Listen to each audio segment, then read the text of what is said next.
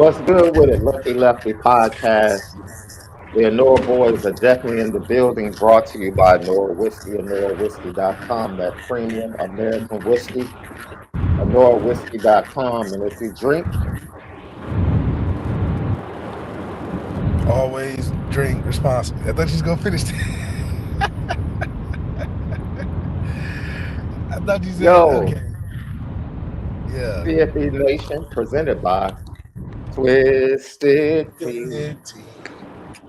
Hey, hey, Twisted tea. hey, Yeah. hey, Twisted Twisted tea. Tea. Yeah. Man, a I'm gonna lot to actually have to get try to. it next time. I'm gonna actually have to try the twisted tea. Marcus Freeman doubling down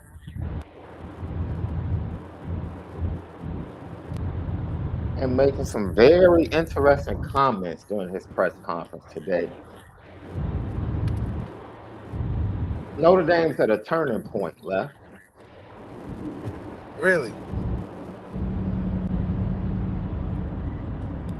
You come off of a highly emotional loss and a highly emotional win. Okay, now what Notre Dame team shows up? Yeah. Yeah. Like we've gotten both ends of the spectrum. The reality of who this team is has to be somewhere in the middle. What shows up for the remainder of the schedule? That is the LL question of the day. Some leftovers. We have a few fans that are still, for some reason, impressed with Duke.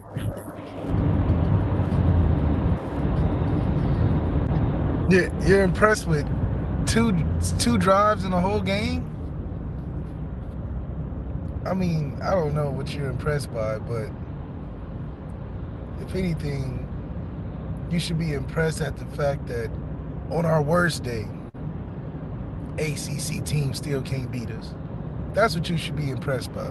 Be impressed at the fact that we played a C, maybe a D game, and we still go 30-0 versus ACC teams. That's impressive. Is it what we want? Probably not. But there was nothing impressive that I saw from Duke where I'm like, man, they showed exactly what we have been worried about all season. Yeah, it is. The ACC has taken a step back as a conference. As a It is whole. not as a whole. It is not at the level where it was maybe 3 years ago. Um, of course, we see it with the SEC. When Georgia and Alabama take a step back, that means the conference as a whole takes a step back. Yeah. When Clemson takes a step back, the conference takes a step back, and Clemson indeed has taken a step back. So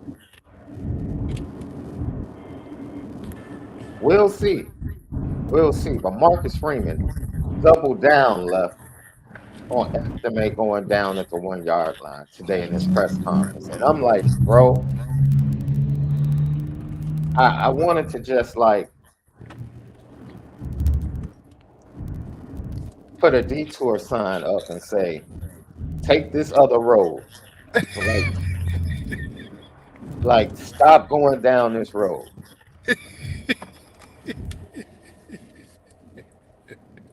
He don't know how to just end it on a good note, man. He just want to keep pressing the issue, trying to make a wrong point right. It's if you're wrong, man, and it wasn't a good take, don't try to circle back and shape it up and make it try to sound like a good take. It was a bad take, Marcus Freeman. It was a bad take. And that's okay. I mean, today he actually said, you know,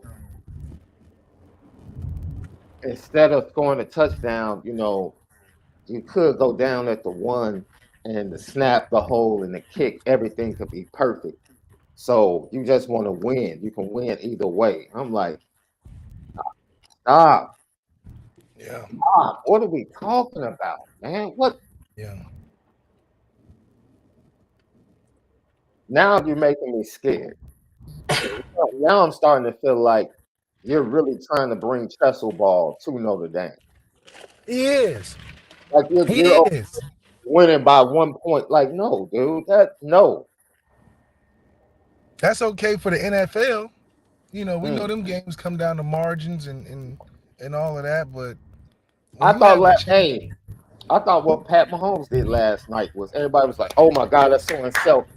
Like, man, if go Kansas score a City goes touchdown. up, if they go up 10 with a minute left, There's the nothing they Jets can aren't do. winning that game. Like, Right. this analytics is messing up sports. It is. It's playing too safe for no reason. You go up 2 scores, you still win. So the whole taking a knee thing or sliding just so you can take a bunch of knees, I mean, it's what do you want to say about it? I mean, it's probably the safest way you can win. I get all that. But there's also a safe way to win by being up 10 points. You're going against a team that isn't good, and I get it. You know, you want to get out of there injury free and all that, but it's sports, man. You're supposed to score, and if the defense allows you to score, take it, because it's hard to score points in general. So for Marcus Freeman to say, yeah, we wanted to win by a couple points, that's bad, especially for the college football landscape, because you need all the points you can get, especially when it gets close to them compiling the numbers for to see who gets in the playoffs. They're going to be like, wow, you only beat Duke by 2 points? Well, we're going to dock you for that. We should be trying to beat Duke by 25 points, and that's what's going to make the difference. And I think Marcus Freeman not realizing that it's bigger than just winning games. You have to win games by margins. And you know, you're not going to be saved by just skidding by beating teams that we should be blowing out. It's amazing because by the fact we learned about that, they fired Lovie Smith and Jim Caldwell with winning seasons. Man. So if you ain't learned anything from them, you need to learn that you got to win, and then you got to win on top of winning. You got to win it in something. Yo, ask Matt Eberflus and the Bears about analytics.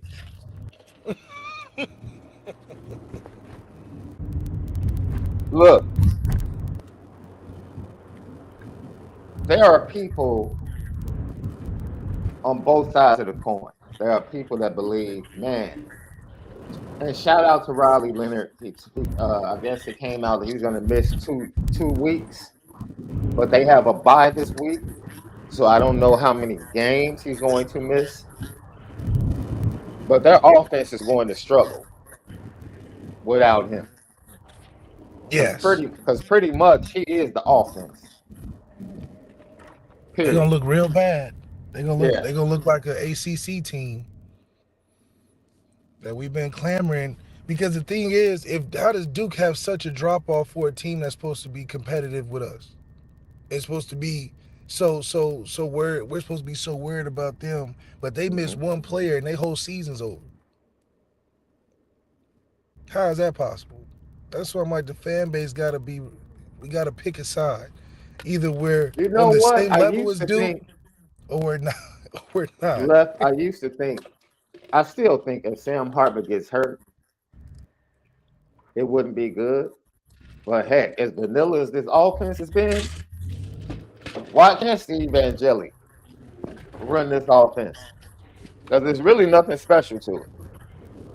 It's nothing special. So, you know, can Steve Angeli score, what, 20 points, 21 points in a game running the same stuff? Probably. Because the point margins at this point, if Steve can't score 14, if Steve can't get a chance to score 21 points, then he shouldn't be there. But it's about the offense not being where it should be in general, which is the problem. So Sam isn't making it a de facto difference like we felt like he should, and we kind of learned a little bit about how good Sam can be in the Ohio State game and in the Duke game. They definitely were good evaluations for seeing, is he the guy that can get you over the hump? I think he's just a guy that can help you stay afloat and give you a chance to win, but we need other pieces to get us in combination with Sam over the hump. Lucky Lefty podcast, tying up putting a nice little bow on the 21-14 Duke victory before we go to Louisville. And I woke up early this morning and I watched Louisville at North Carolina State. Louisville can't score, dude. They can't. I watched that game and I'm looking like, well, I knew Brennan Armstrong was terrible. Jack Plummer, we Jack faced Plummer him, is just as bad. and he's not mobile. Not mobile. You can get after him. He'll give you a couple good passes, and then he'll end up getting sacked or throw a pick. He's just a standard ACC quarterback. And both offensive lines are bad. Both defensive lines have pass rushers and have some really good players, but we're going to be overwhelmingly better than this team. I don't think Louisville's expected themselves to win anything big. I will tell you the difference. Jeff Brom is a great coach. He is a really good play caller. That is just like that was the difference. That was the difference in that game, in my opinion. That Jeff Brom made call better plays than Robert and Knox. 100%. I'm a big Jeff Brom fan, and you saw the game in which Louisville was always in a position to win. They were just making mistakes on the way to winning. It was never as if Louisville was just figuring out everything they had. North Carolina State was figuring out everything they had going on. Louisville would come out and hit some big plays on first down. Like, oh, this is what we do. We know what you got on defense. It's just their quarterback is so inconsistent. You look at it like, man, he's not good enough to do everything Jeff Brom wants to do.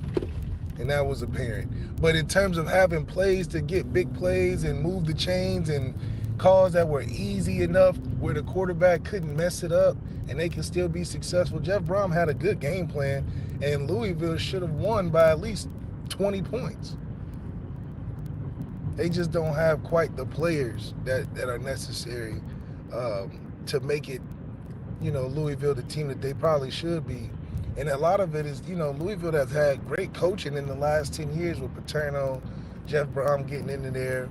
And when they've had great quarterbacks, i.e. Lamar Jackson, you've seen the Louisville team be relevant. So, yeah, they definitely get the right pieces and stuff, but we always knew Louisville to be a scrappy football team. They've been scrappy with us the years that we've played them. But, that's where you get enough talent and you mix it with some right coaching, get a solid team. It is very interesting. Like I said, Notre Dame fans came away from this game saying, wow, Duke is Duke is tough. And then some people came away from it like us left. We're like, I'm so disappointed in Notre Dame. Right. Like, there's no way this game should have even been close. Saying Duke is tough is letting us off the hook. Absolutely. It's giving us the excuse that we just ran into a hot team. No. This team could have been on fire and still shouldn't have been a problem for us. And to even focus like they did something to give us the game that they did is just, we're distracting from the fact that we're missing a bigger point where we need to be better at. Lucky Lefty podcast. Let's see. Sly Fox. By the way, SHAUN for everybody out there in LL Nation. SHAUN. I only say that because my mother watches the show and she gets upset. Like, why do people misspell your name? I'm like, Mama, it's not that big of a deal. Nah, she made it that way. That's why she upset. She said, wait a minute. Don't be putting no SEAN. Shaun, it looks to me like Hartman has time to throw. He goes through three or four progressions, but the wide receivers have no separation. Am I wrong? Uh, hey, Sly Fox, I'm just teasing, man. Um, Based upon the all 22 from the Ohio State game, yes, you're wrong. Because he missed plenty of wide open receivers Yeah, Sam definitely against holds on to Ohio the State. football a little longer than he should. Yeah. We've had guys now. Obviously, we don't know how he's coached to read the play or what have you, but it's Hmm. not like guys are just lockstep with our receivers the whole way down the field. Yeah. Yeah, we're playing teams that are better than TSU and Navy, so there should be some competitive, uh, competitive reps. But it's college football at a high level, and we got Sam because even if they are close, we're expecting Sam to make accurate throws away from the defense. But he's been throwing the ball a lot inside to where defenders can make plays on him. The ball placement has been kind of, floating in the air here and there. He's got to finish some of his throws, but it's not easy. Even for a guy that's thrown 12,000 yards, you can just see that there's still things that you would want more from Sam, or there's things that you feel like he can do differently. But no, I don't think that there's defenses that are 100% step for step with our receivers. I just think it's a matter of the ball placement accuracy's got to be a little bit better. His timing has got to be a little bit better. But Sam is playing like a veteran does. He's going to what's comfortable. If Mitchell Evans is hot, he's going to stay with Mitchell Evans because he's a matchup problem against the defense, and makes it more comfortable for Sam to hold on to the football, knowing that he can just go to his guy.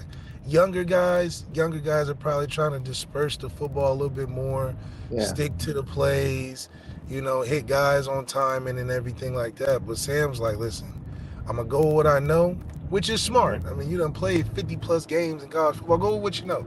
That's why we got you. And hopefully what you know can get us the wins that we're looking for. And, when it got down to late, I can't lie. Mitchell Evans had some good numbers and made some plays when we really needed them, and it made the difference in the game. So it's just a method of how he goes about it. But against better teams, I would like him to be more technically routine and hit the guys in his progression, and make it that way. Because that way, when we look at the all 22, we can know, okay, well, at least you were going to the right spots instead of trying to Hmm. force the issue. I know one of the things with the all 22 from the Ohio State game that you pointed out, left, because of course you being a quarterback, I see something and I'm like, yo, this guy is open. And you're saying you broke it down on one particular play. You were like, yo, his first progression was to the left. So as he comes back to the right, he might not throw that ball because he sees the coverage coming over. Now he could zing it in there if he had just locked on and just made the throw. But he knew that maybe he missed the opportunity. And maybe Yeah, a that's why lot he of it didn't is pull the timing, trigger. man. When you getting back there, especially him being six, maybe what, 5'8" or something. When you that short, everything is timing and feel. Man, So he is not 5'8", man.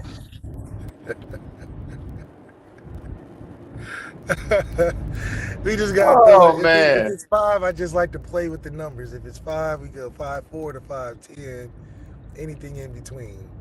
But when you're that short, even for myself, you're seeing probably 30% of the routes downfield. 70% is about timing and feel, and that's a real thing. It's a Yeah, clock in your yeah. head when he's going through his progressions, and now the clock timing may have extended because our line is better, Hmm. but he's trusting his feet. If your feet are telling you to get off of something or you're late to something, it's one of those do or die decisions where you're like, all right, I'm getting off of it. We'll live to see another day. I don't take Sam as much of a gunslinger as you got guys in college football spaces just gonna throw it hella high water. I see Sam more of a precision type of guy. He's Yeah. gonna go with his footwork and timing and technique, And if it's not there, he'd rather take a sack or run around a little bit. And that's cool with me because it knows that I know that you're not trying to lose the game necessarily. You're trying to play smart. So you can live with that. Obviously, it's not the risky Bo Nix. We're going to try to get 7 touchdowns in the game. We're Right. trying to make all the biggest throws, but you're going to need some of that. And I think our offense requires a little bit more of those. I wouldn't even call risky throws. I'll say high efficiency attempts that you Yeah. need to be able to make, because that's going to expand the point total in which we're playing too close to with other teams right now. We're not 7 points better than Duke. Hell, I don't think we're 2 points worse than Ohio State. And a lot of that, I think, is more on the coaching decisions than it is so much as the talent we have on the team. Ryan Loftus is in the chat. He makes an interesting point. And initially, I was like, okay, I can rock with that. Like coaching, Mike Elko and the Duke staff did a great job coaching, and the talent gap eventually won the game. Let me push back a little bit because, I've gone at Marcus Freeman the last 2 weeks. Marcus Freeman outcoached Mike Elko in the first half.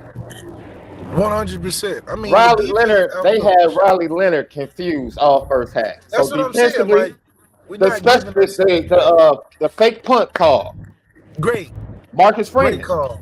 Right. That's Marcus Freeman and that staff, they outcoached the Duke staff in the first half. We got to put it in perspective. The Duke staff had to coach beyond what we already knew we were better than. We had a better staff than Duke going into the game. Duke had to coach and come up with things outside of what they standardly do on a game plan and week. Duke's not going to play the same way they did against us, against the next team they play in the ACC. They're not. Elko had to do beyond what he needed to do if he wanted to come out with a victory. And if you take a step back, we were out coaching them entirely the whole game. If you take out one of the 2 drives that they scored on, what coaching job would you have said they had done at the Duke staff? They would have scored 7 points and been shut out most of the game anyway. That's a great defense. Like, obviously the talent's a little different, but from a coaching perspective, we won the day. Yeah. We won the day. If you put up 0 points most of the game and you got 2 drives to score, you were outcoached. You didn't have enough on a consistent basis to threaten us as if we were going to lose. Now, offensively, we coached well enough not to lose, but we didn't coach well enough to be dominant offensively, which I think is the difference in the comparison that we're giving Elko so much credit as if he did something that hindered our offense from being productive. I don't think that's the case. I think it's more of we didn't call the things we needed to take advantage against a defense that was giving us things like we did against the first 3 weeks of the season. The first 3 weeks of the season, in my opinion, we game planned against what the defense gave us. Meaning if the defense lined up in this, we had 3 calls, one we know we can score, one we know we can run, one we know we can pass. After those first 3 weeks, we just looked like we were calling stuff we knew. We didn't look like we were game plan necessarily to take advantage of the fact that the safeties were small, the corners were small, or the fact that, our running game shouldn't be stifled by a D-line that's inferior. That just shows me we wasn't game planning hard enough in the run game. Yeah, we thought we was going to roll them over because we the bigger team, but when you're game planning against offenses, especially in the run game, you're going to design explosive plays that you get off in the run game. Not we just go heavy set and we're going to bang against these smaller dudes and then wear them down. That's an Ohio State game plan when the talent is even. When the talent is even, sometimes you just got to be more physical, and the will to win has to be stronger than the other team. When you're more talented than the other team, now you game planning and you taking advantage of them either being too small, too slow. This one player can't tackle on this side of the field, so we running it at. We didn't have none of that. We just looked like we was like, all right, say I'm going there, run our day one install base offense, and we'll just beat them because we the better team on paper. And that's what I didn't like offensively. And when you're going against a team that is doing the opposite. Like Elko was probably game planning for us, looking ahead and all of that during the season, and he came out with some specific blitzes, specific areas of the field where you can tell, okay, we're gonna light Notre Dame up right here because they're gonna play right into our hands, and that's what they did. So yeah, we can give Mike Elko credit for that, but overall they scored 14 points, and they shouldn't have scored that. Mhm. That's a out. You got out coached in the Duke game. So look, Duke didn't make any adjustments that were effective. Once again, we pointed out in the postgame show with 3 minutes and 30 seconds left in the third quarter. Duke had 0 points. Yeah, They had 0 points. And then they put together 2 drives where they made adjustments. And then Notre Dame stopped them on the most important drive of the game. So you want to talk about out coaching. initially, because of the scoreboard, it's easy to say, "Oh, Mike Elko and Duke outcoached Notre Dame." But when you really take a look at the totality of the game, no, for the most part of that game, the Notre Dame coaching staff Had them cooked. had the day. They won the day. They did. They won the day, and that is Now, with. I'm going to lead into something Marcus Freeman said today when you get done with what you're about to say, because this concerned me. This absolutely concerned me. I saw somebody in the chat, I think it was D-Rock Iris, say Notre Dame should have been up 20-0 at half. And they left that's a fact. they left 13 points on the field in the first half. That had Yeah. nothing to do with Duke. It had nothing to do with Duke stopping them. It was just flat out drop balls, mistakes, penalties. And Marcus Freeman said something that was puzzling to me. But Especially, go ahead. you want to talk about an out coach game. We out coached Clemson last year. Hmm. That's an example of out coaching a team on a high level. Two teams that got talent. We out coached Clemson. That's how you get 37 or whatever they had. We had it on offense, we had it on defense, we had it on special teams. That's an out coaching job. When you get into these games, Duke has had success with the Clemson game and the game with us where everybody is doing bad. Everybody having miscues and wild things. That's not a coaching job that either team did better than the other. It's a matter of we had better talent, we had mistakes, but our mistakes weren't as bad as the other team. That doesn't make you out coach him. But yeah, what were you saying about So Marcus we're Freeman? talking about mistakes, right? The mistakes, inefficiency of the offense. Pete Sampson asked Marcus Freeman today about Zeke Correll and his penalties. And he said, is that environment? What was it? I wish I had the video ready to roll, because I'm going to have to try and properly convey what Marcus Freeman said. So he was asked the question, and Marcus Freeman started explaining that they have to be better at coaching that. And that's when my ears went up. I'm like, you got to be better. I'm like, yo, Zeke Correll isn't a freshman? What do you mean we have to? I don't know why Zeke Correll kept doing what he was doing. I don't know if it was the crowd. I don't know if it was the defensive line shift. And we have to find out the why, because if it was the defensive line shift, then we have to do a better job of practicing that during the week. And I'm like, dude, what is this? Is this small fry football? Like, what are we talking about right now? Listen, take it easy on Marcus Freeman. He's not an Bro, look, offensive coach. He's come not on, an man. offensive guy. I'm not letting Zeke Correll off the hook because we're not practicing defensive line shifting. Like, he's never saw a defensive line shift in front of him. He's not an offensive coach, man. He's just trying to come up with what sounds good.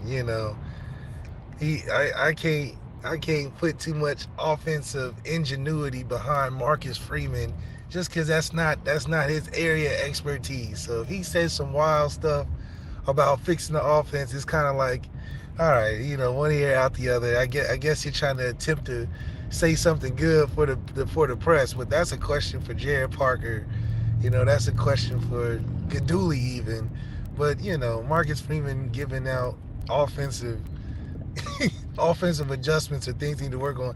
It's like, what do you expect the man to do? It's like asking a plumber to do electrician work. Yeah, you work in the house on stuff, but you don't work in that area.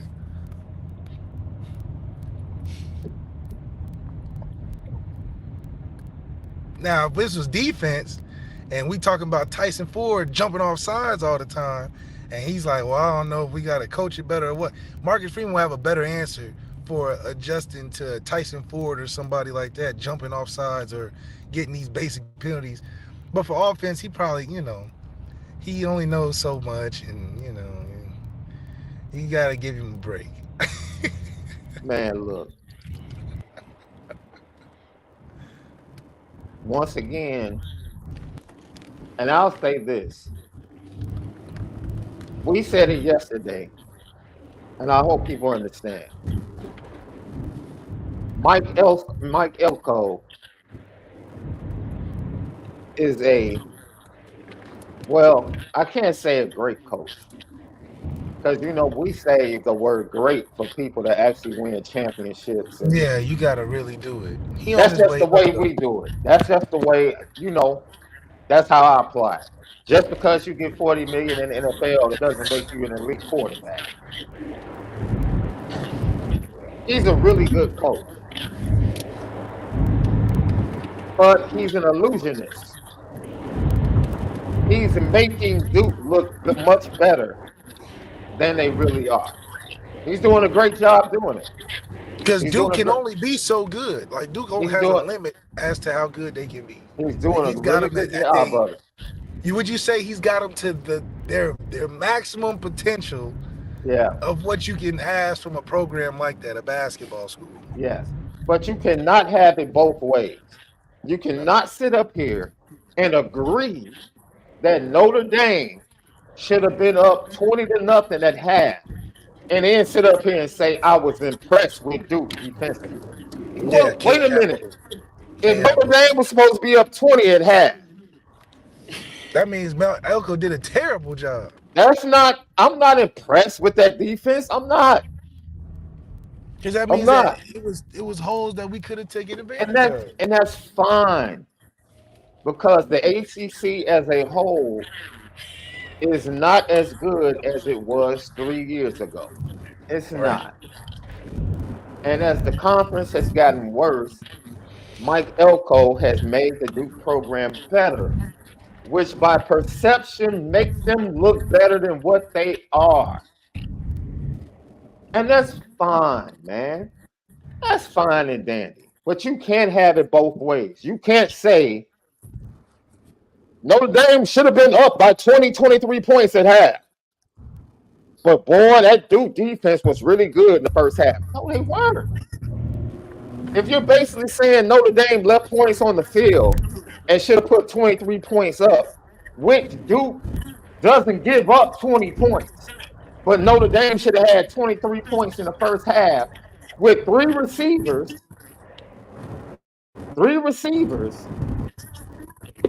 and found out that Jaden Greathouse wasn't going to play right before kickoff. So they went in shorthanded and still were able to do what they were able to do. You just can't have it both ways, man. You can't. You can't. And it's okay. It's really okay. We got away with one. We got away with one. But you can't be impressed with a defense and make the statement that no, I can't say Notre Dame should have been up 20 points. And if Notre Dame didn't get penalties, didn't drop, if Rico doesn't drop the ball on the 2 yard line on a first down, and then we get another penalty that sets us back, Notre Dame would have had another touchdown. We missed a field goal. And then I sit there and say, man, Notre Dame played bad. They should have had 13 more points. It should have been 23-0. If Notre Dame was up 23-0 at halftime, it would have been on brand. It would have matched with everything we were telling dude, you. the Mike Elko jokes would have been flowing. People would have been on Twitter like, "Oh, I thought Duke was supposed to be so great."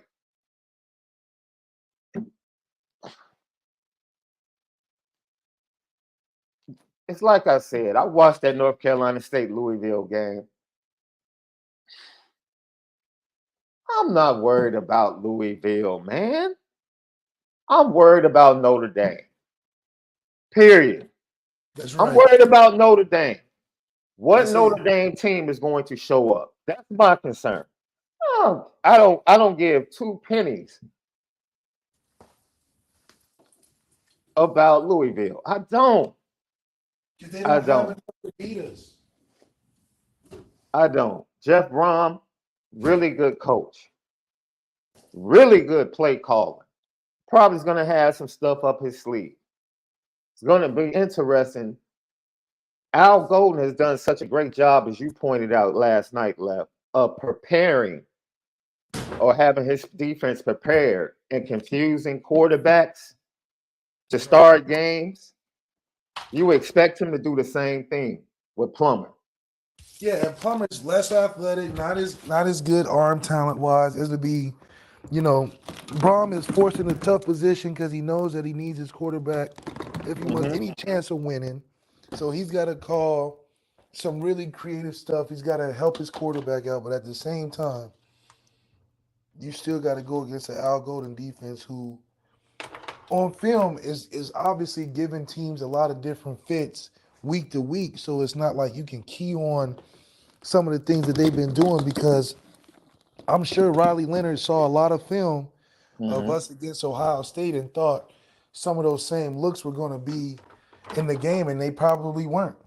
And credit to Al Golden as to making everything look different but the same, and giving guys, those different those different challenges, which it goes back to why it's so hard, is because, okay, you see them show a pressure in third down where it looks like it's one high, and they fly out and it makes it, he has a flat defender and the safety over top. The next week in the same look, it can appear as one high, and Riley Leonard thinks he knows what's coming, and then they blitz him.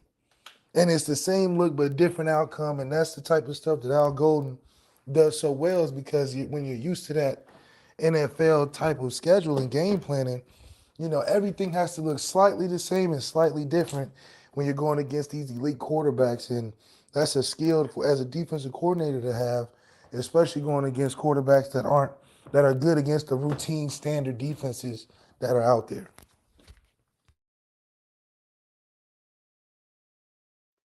It's interesting because, dude, at first sight, when I saw what Ryan Loftus posted, I was very agreeable with that. Then I thought about it, and I'm like, wait a minute, man, because you know what, I've been critical of Marcus Freeman the last 2 weeks.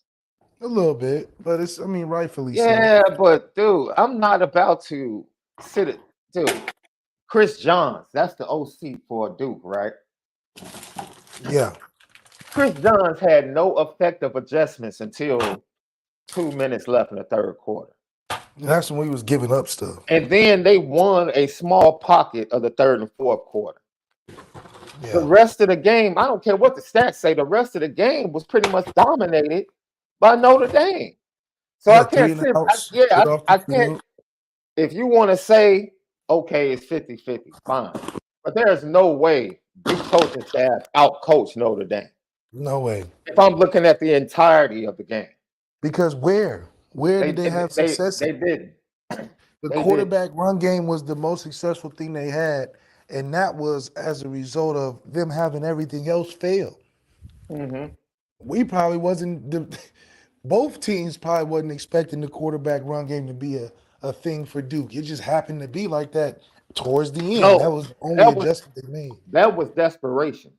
Yeah, I mean, That was the last thing. See, you pointed out something, Level. Riley Leonard looked at film, saw things, and said, okay, we can attack this. You know what Riley Leonard didn't realize? I don't have Marvin Harrison Jr. in the Buka. Yeah. See, so Riley Leonard is looking at the film and he's saying, "Oh, X's and O's. Oh, I can attack here. I can attack there." Yeah. Yeah, dude, but you don't have Marvin Harrison Jr. and Abuka. And that's a huge threat. That's a Change the huge whole look. difference. Absolutely. There's a reason why the middle of the field is wide open for Cade Stover all night. Because we have two people literally doubling Marvin Harrison Jr. the majority of the game.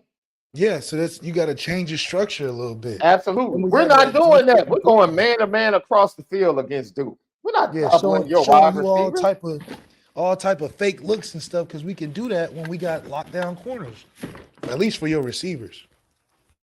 So yeah, Riley Leonard wasn't taking into account the fact that we're not playing every team as if you got the number one receiver in the draft. Man, and that is, and a lot of our listeners have put it in the chat.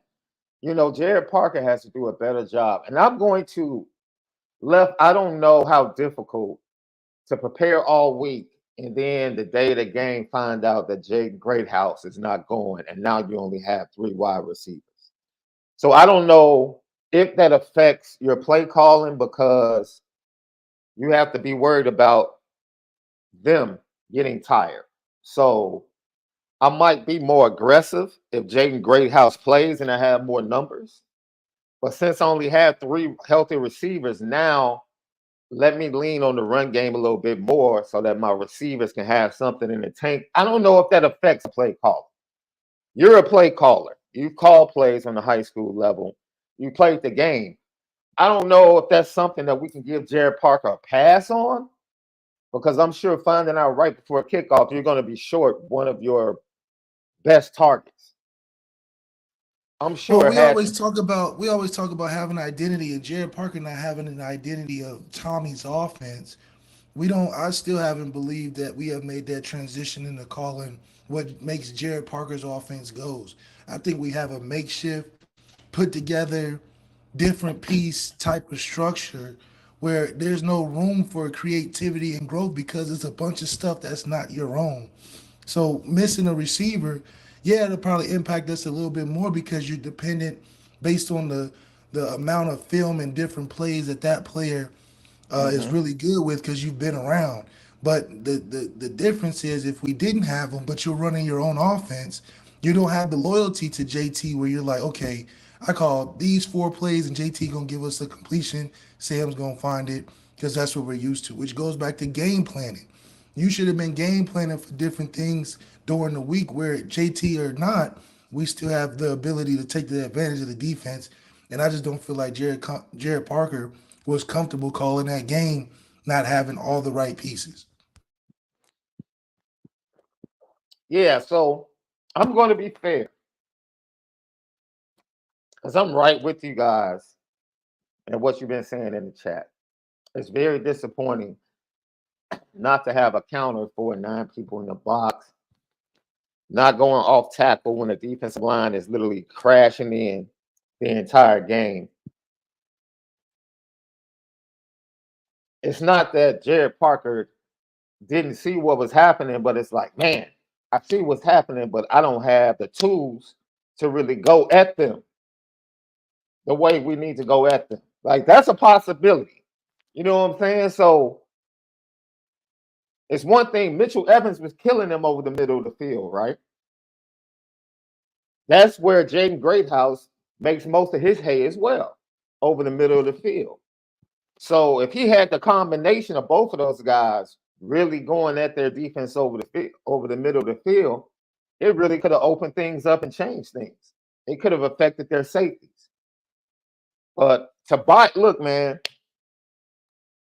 if Tobias makes 2 of the 4 targets, or if he catches 2 of the 4 targets, the game is totally different.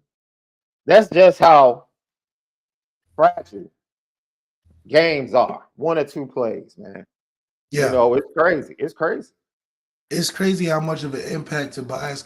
The same thing is that, it's crazy the impact that Tobias could have made making those 2 plays and how making the 1 play of the pass interference put us in jeopardy where Sam had to play Superman for a 4th and 16.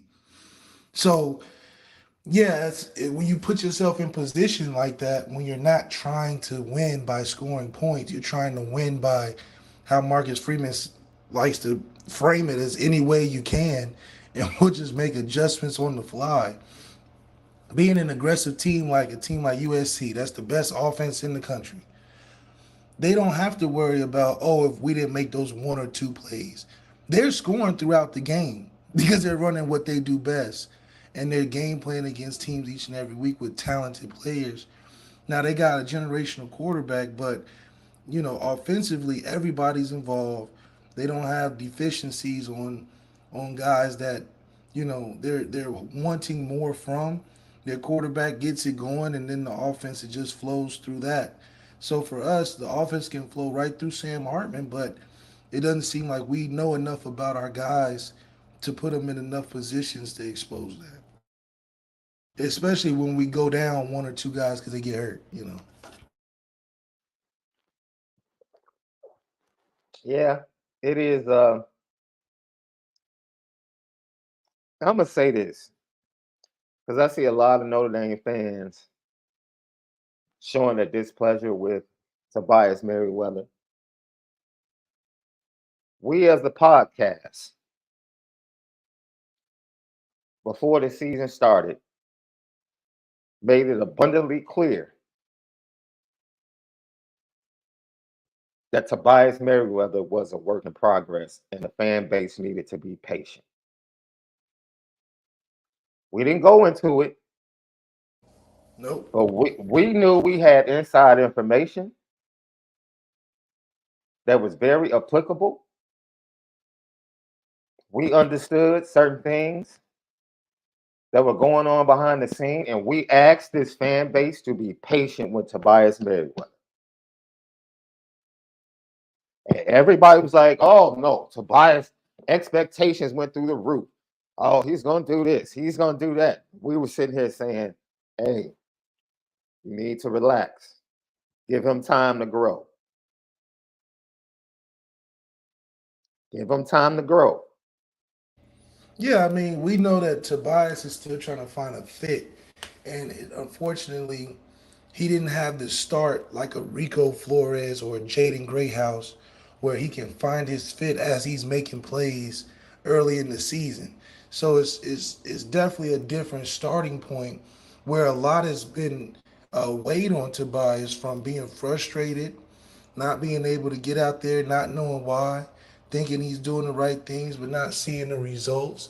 And then you throw him into a fit where skill wise is we still don't have, in my opinion, the perfect quarterback for Tobias. Left. I'm glad And you said that because you said, what was that, about a month ago? You said if Tobias was a wide receiver when Ev, Ev, and Deshaun were the quarterbacks, you'd be like, right. oh, Tobias would flourish.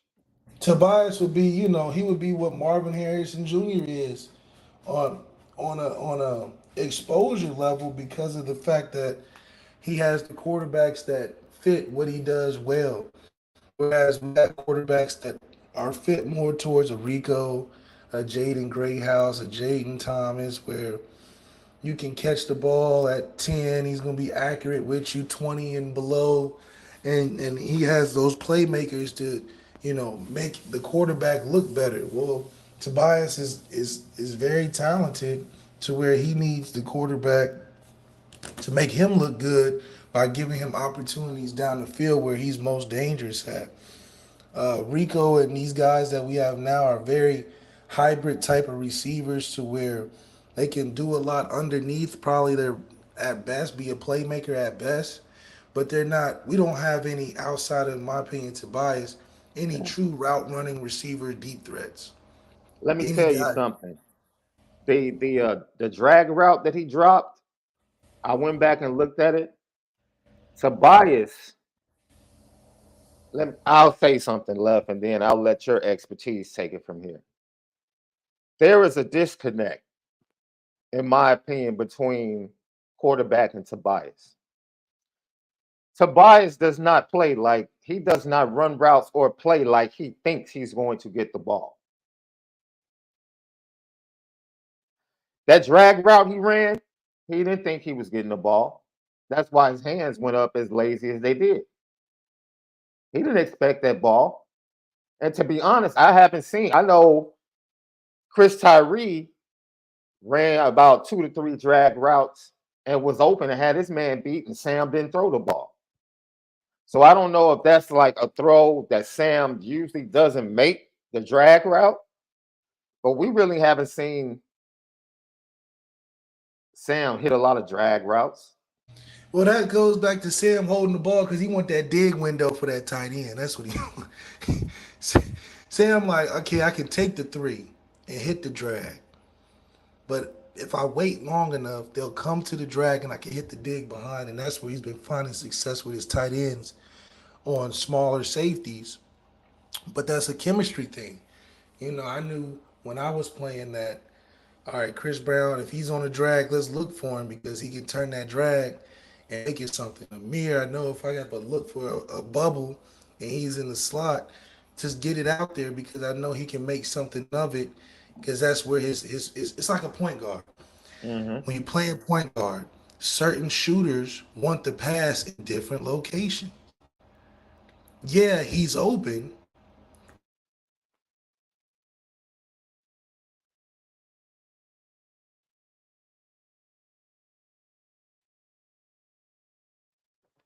Left you there?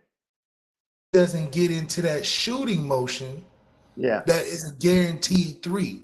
So those are the things that you got. Okay, like LeBron. LeBron knows, oh, I got to give it to Austin Reeves right in the hip area when I pass it to him because I know that's an automatic knockdown. He's open regardless, but if I throw it too high, it's gonna mess up his shooting motion, and he's not gonna be able to get into it. And that's where chemistry has to come in for a guy like Sam Hartman. Is that okay? If I got these seam throws to Chris Tyree, I need to yeah, let it go early, 18 by 2 on the money. If I hold too long, he's gonna outrun my arm, or I won't be able to see him because he's short. yeah, With Tobias, if he's running the drag route, if I'm not throwing the drag route all week in practice when we're going through the play and I surprise him in the game, that's the quarterback's fault. yeah, Yeah, Tobias is supposed to be ready and all of that and all of that, but if we're running this play throughout the week and you're not throwing the drag route, Tobias is naturally not prepared for it. right, So when you throw it in the game and he drop it and everybody's like, damn, Tobias, how you drop an open pass? Well, in the week, he always throwing the dig. He ain't looking towards me during the week. So that's the type of rapport that you have to build throughout the week and challenge yourself week to week because it gets monotonous. You on week 6, you running some of the same plays, you hitting the same guys. You got to switch it up in practice. You got to find ways to make it more engaging because a lot of that is a concentration and focus thing. But if you're not doing it through the week, it really does translate on game day. and that is not once again. Someone in the chat said, "What's up with Braylon James?" He's not ready. Like fans have to be patient, man. This ain't no plug and play. Just because a kid comes in with a 4 star that he should be ready. I saw some people on the message board trying upset with Chancey Stuckey. He had 3 receivers healthy, and the way things went, what's up with Chancey Stuckey? What do you mean? What's up with Chancey Stuckey? He has 2 freshmen that were ready to play from game 1. That's a pretty good job. Coaching is like parenting, man. At some point, the accountability falls on the players. Jaden Thomas got better when Chancey Stuckey got there. He has 2 Yes. freshmen that are clutch. They both make plays in the fourth quarter consistently. What else do Yeah. you want Chancey Stuckey to do? I'm telling you, Chris Tyree is open every game. I can't wait to watch the all 22 from this game because I know he was open in this game as well. I just don't know what else people want from Chancey Stuckey, man. Players have to make plays. Tobias Merriweather has to make plays. He had Al Blaze beat twice on deep balls. Twice. Make the play. That's not Chancey Stuckey. That's Tobias. Make the play. Just make the play. He makes those two plays. We're not sitting up here talking about estimate going down at the 1 yard line. We're not talking about Marcus Freeman. We're sitting up here saying, man, that was a double digit win and on to Louisville. That's right. It's as simple as that. And I think a lot of it too is that, a lot of this is hindsight comments because of the plays not being made when they're supposed to be. And I do think that that's a result of we not making the impact plays when the time is called. Because now you got to put Marcus Freeman in a position where he got to try to make everything sound good, which I think he needs to work on. If it ain't good, just leave it at it ain't good, and we got to do better. He's trying to cover up for it and make up reasons why we doing crazy stuff, but that's not going to get it done in the long run in the media. Yeah. And,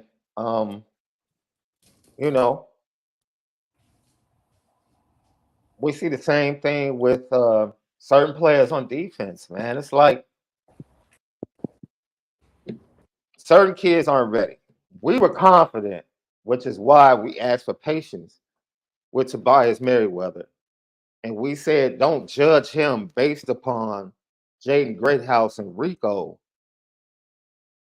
because you could see on Rico and Jaden's high school film, just like you can see on Cam Williams' high school film, that they're dogs.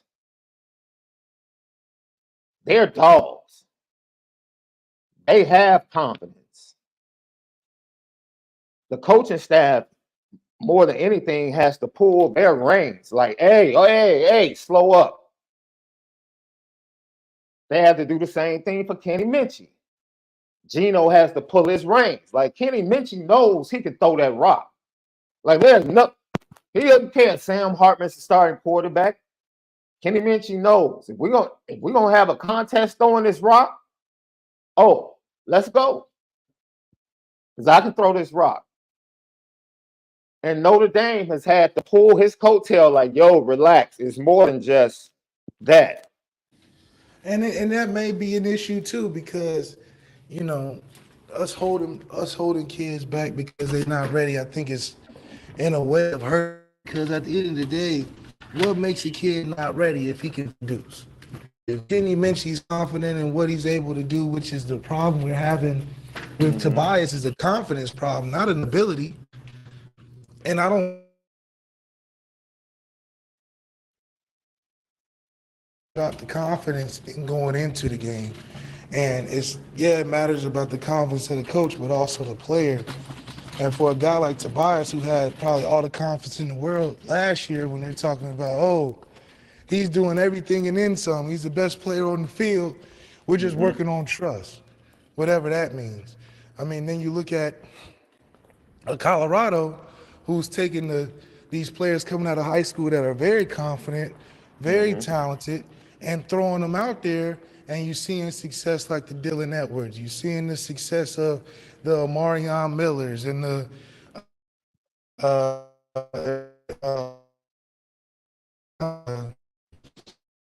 what's that?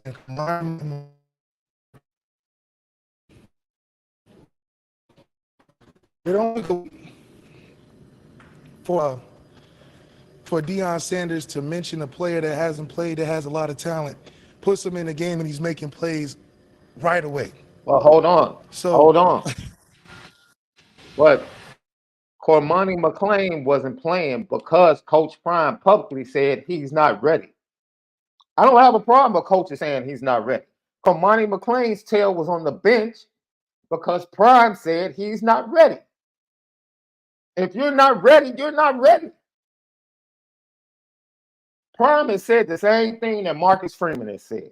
So I'm not about to come at Marcus Freeman when Prime is out there saying the same thing about Cormani McClain for the first 3 to 4 weeks, who was a 5-star Mr. Do Everything. If Coach Prime had enough to come to the podium and say this 5-star is not ready because he's not disciplined, he's not on time for meetings, and he doesn't know his assignments. He's not ready. So I don't Yeah, have a that's problem real. with that. If whatever the reason is for why Braylon James isn't ready, Coach Freeman said he's not. He's almost there, but he's quite not ready. That's a reality. So I don't know what fans want from coaches. They tell you the truth of the situation, and then you're mad about the truth that they tell you. He's Yeah, not ready. just what it He's is. not ready for whatever reason. Marcus Freeman is saying one of his 4 stars is not ready.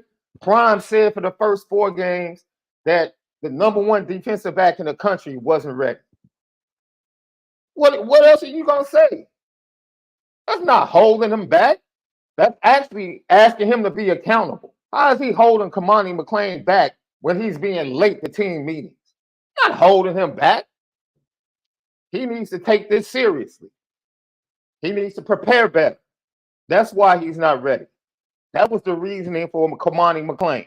I don't know what the reasoning is for Braylon James, but the coaching staff knows.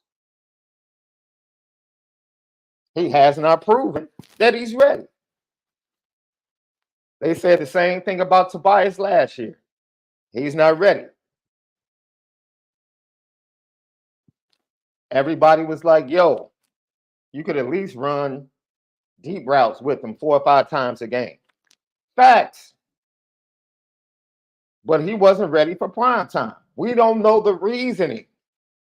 We would have to sit down and have a real conversation with the coaches. But I'm not about to sit here and say Notre Dame is holding cats back by saying they're not ready.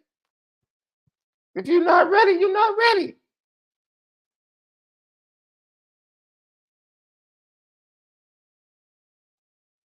Man, and to go to your point, do you remember the year the Rams? I just want, because somebody said, because this is going to end. See, this is how this happens. You make a great point like you did with Sam Hartman in practice and running the same plays and never making a certain throw, right? And somebody in the chat says, so now we're blaming Sam Hartman for the drop passes. That No, no one said that. no. Left was trying to explain to you why there might be a disconnect and why a young man might not expect the ball to come his way. Either way, it falls on Tobias Merriweather.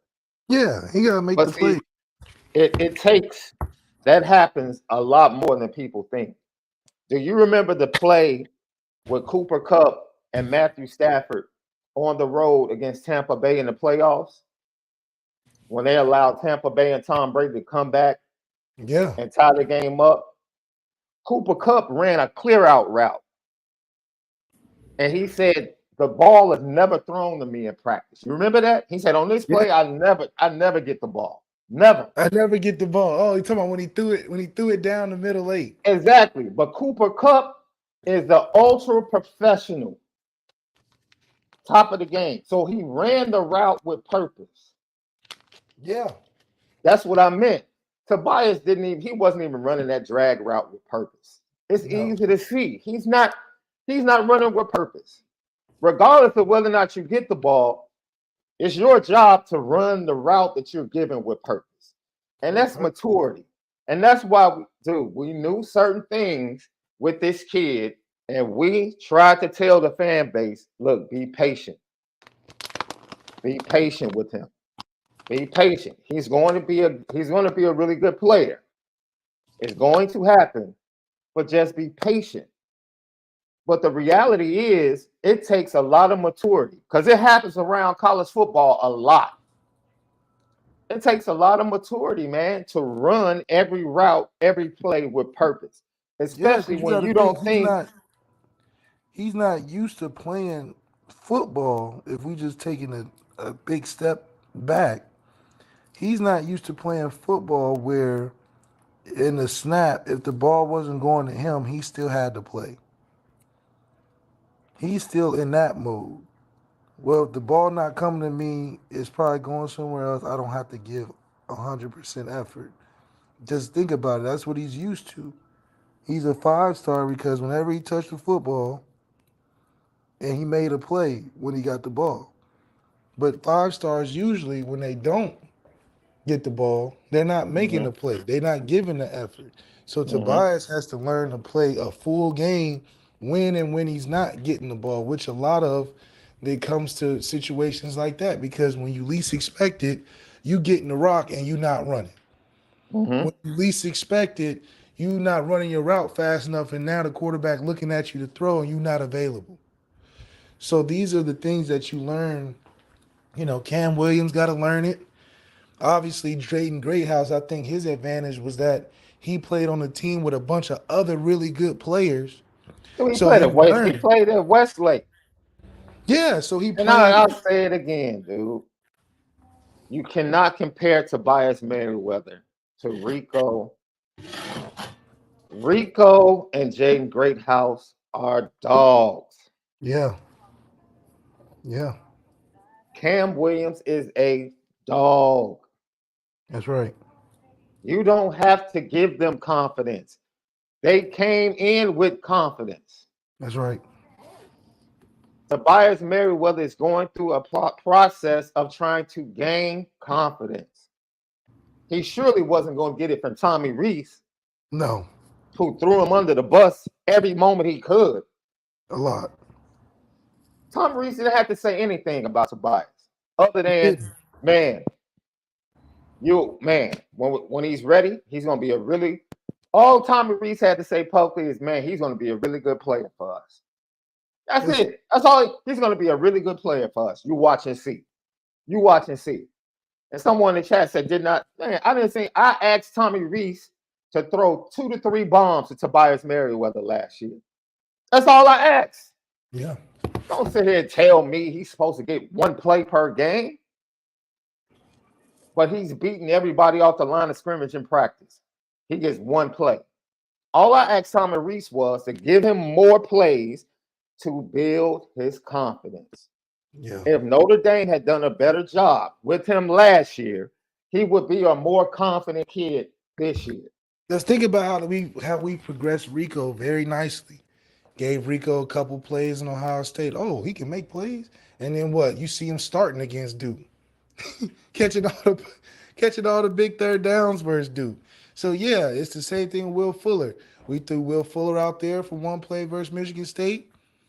Or no, even before that, we threw Will 1 play out there with Tommy Reese versus Rutgers.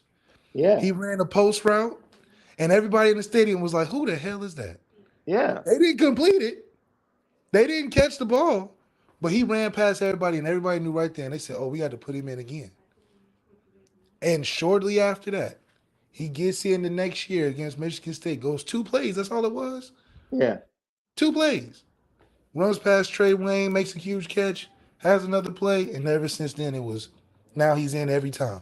yeah, Rico in every time. He makes a dude fall for Ohio State, catch the game winning game or the or the touchdown to go up in the game. yeah, Next week he's out there starting. How many third downs did he catch last week? yeah. So it's a progression, but it comes from giving him confidence early. And we didn't quite give Tobias the confidence that we've given other guys.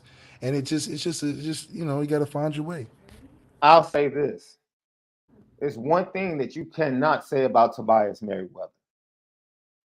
You cannot tell us that he doesn't separate from defensive backs. Because he's open. Like he's been open every game. He was open when he had the penalty. Yeah, absolutely. Like he pushed the DB for no reason. For no reason. None. He was open. He just didn't dive for the ball. And you could tell he was worried about the catch because he pushed him and dropped it. And the ball went straight through his hands. I'm like, Yeah. okay, now this is really a confidence It's a confidence thing. matter. Absolutely. This is a confidence matter, bro, because you're worried about the wrong things. Yeah. Just go play. Just go play. That's it. He's worrying about too much. He's thinking about too much. The one issue he might be left, maybe other than Chris Tyree, he might be the only wide receiver that you don't have to sit there and worry about getting separation from the defensive backs. Right. He gets separation. You have to worry about Rico every now and then. You have to worry about Jaden every now and then getting separation. Tobias is gonna get separation. The rest of it, catching the ball, and that's confidence, man. That's just confidence, you know. And they're trying to build this young man's confidence. They really are. They're trying to get him to realize. I don't think he recognizes how talented he is.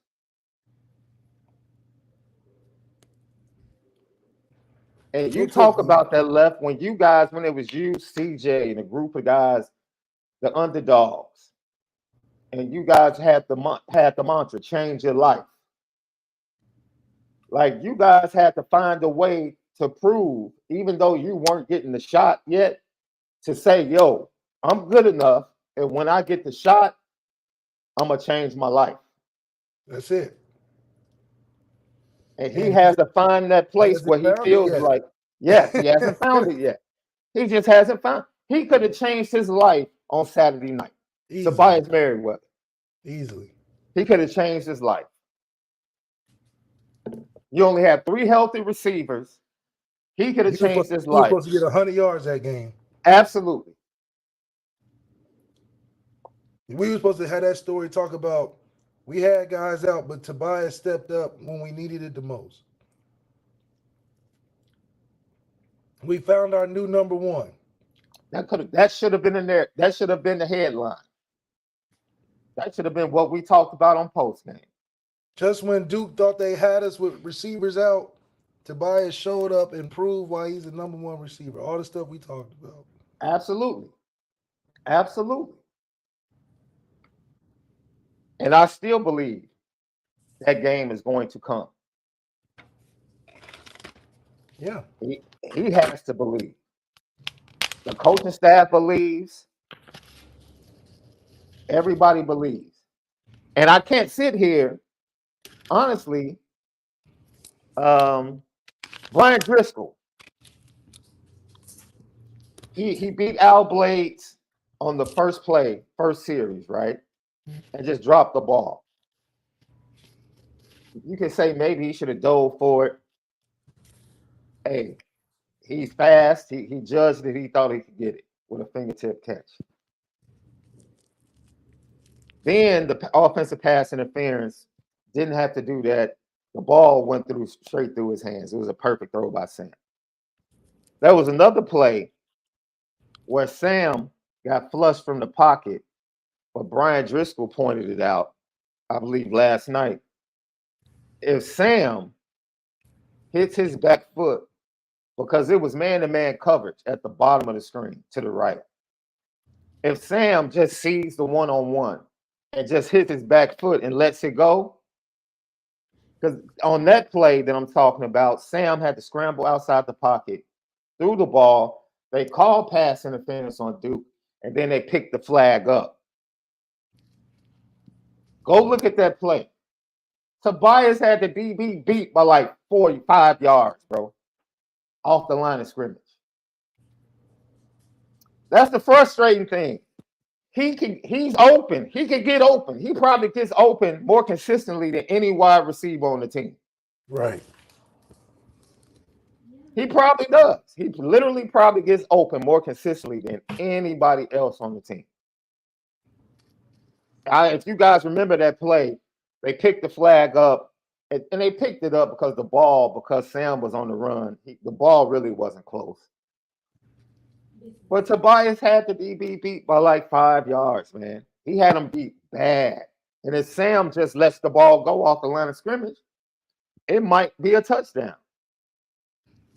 But now Sam might be thinking about that drop in the first series. Yep. When he looks out there and sees one-on-one. Yep. He just, when the game get tighter, you can't even take the chances of thinking that maybe not, he's going to be able to come through. And that's why, starting off early and getting him involved early is crucial for later in the game. Yeah. It is. This game, the more I talk to you, see all 22, gain knowledge of the game. It looks simple when you're watching it on TV. And it really does. It looks like you can say this was the reason, that was the reason, but it's so much more that goes into it that affects players, especially offensively. That's why I asked, man, do we give Jared Parker? Do we give him a pass when he loses a guy that he thought was going to be part of the game plan right before kickoff? I'm And not now giving Jared Parker any passes because Marcus Freeman didn't get a chance to really get this guy in. So I put whoever hired Jared Parker behind the scenes, that's who it goes with. Bro, what do you mean whoever hired him behind? Whoever left Marcus Freeman with the non-buyout pick. Oh man. That's who it goes on. Because, when you're putting people in position that ain't ready, it ain't that person that ain't ready. It's the person that put him there that the blame falls on.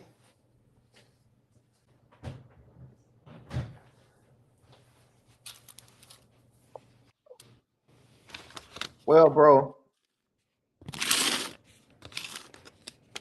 what do you need to see against Louisville?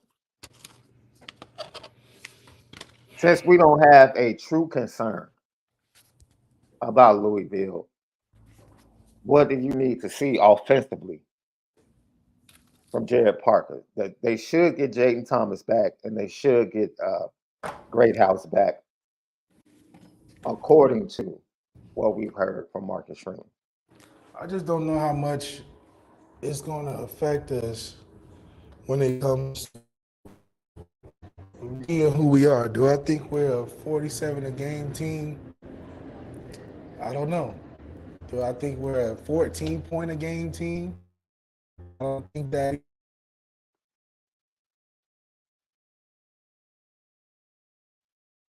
It's to where, all right, we're over the over emotional and the too close for comfort type of wins. Now, who are we as an offense is something that needs to be apparent, that needs to be evident against another team where we can do whatever we want because it's about us. We just have to be able to execute and find the right pieces to make it work. Yeah, yeah. So honestly, moving forward, man, there a lot happened. Like that night, I'm gonna tip my cap left to Notre Dame for pulling that game out. Let me tell you why.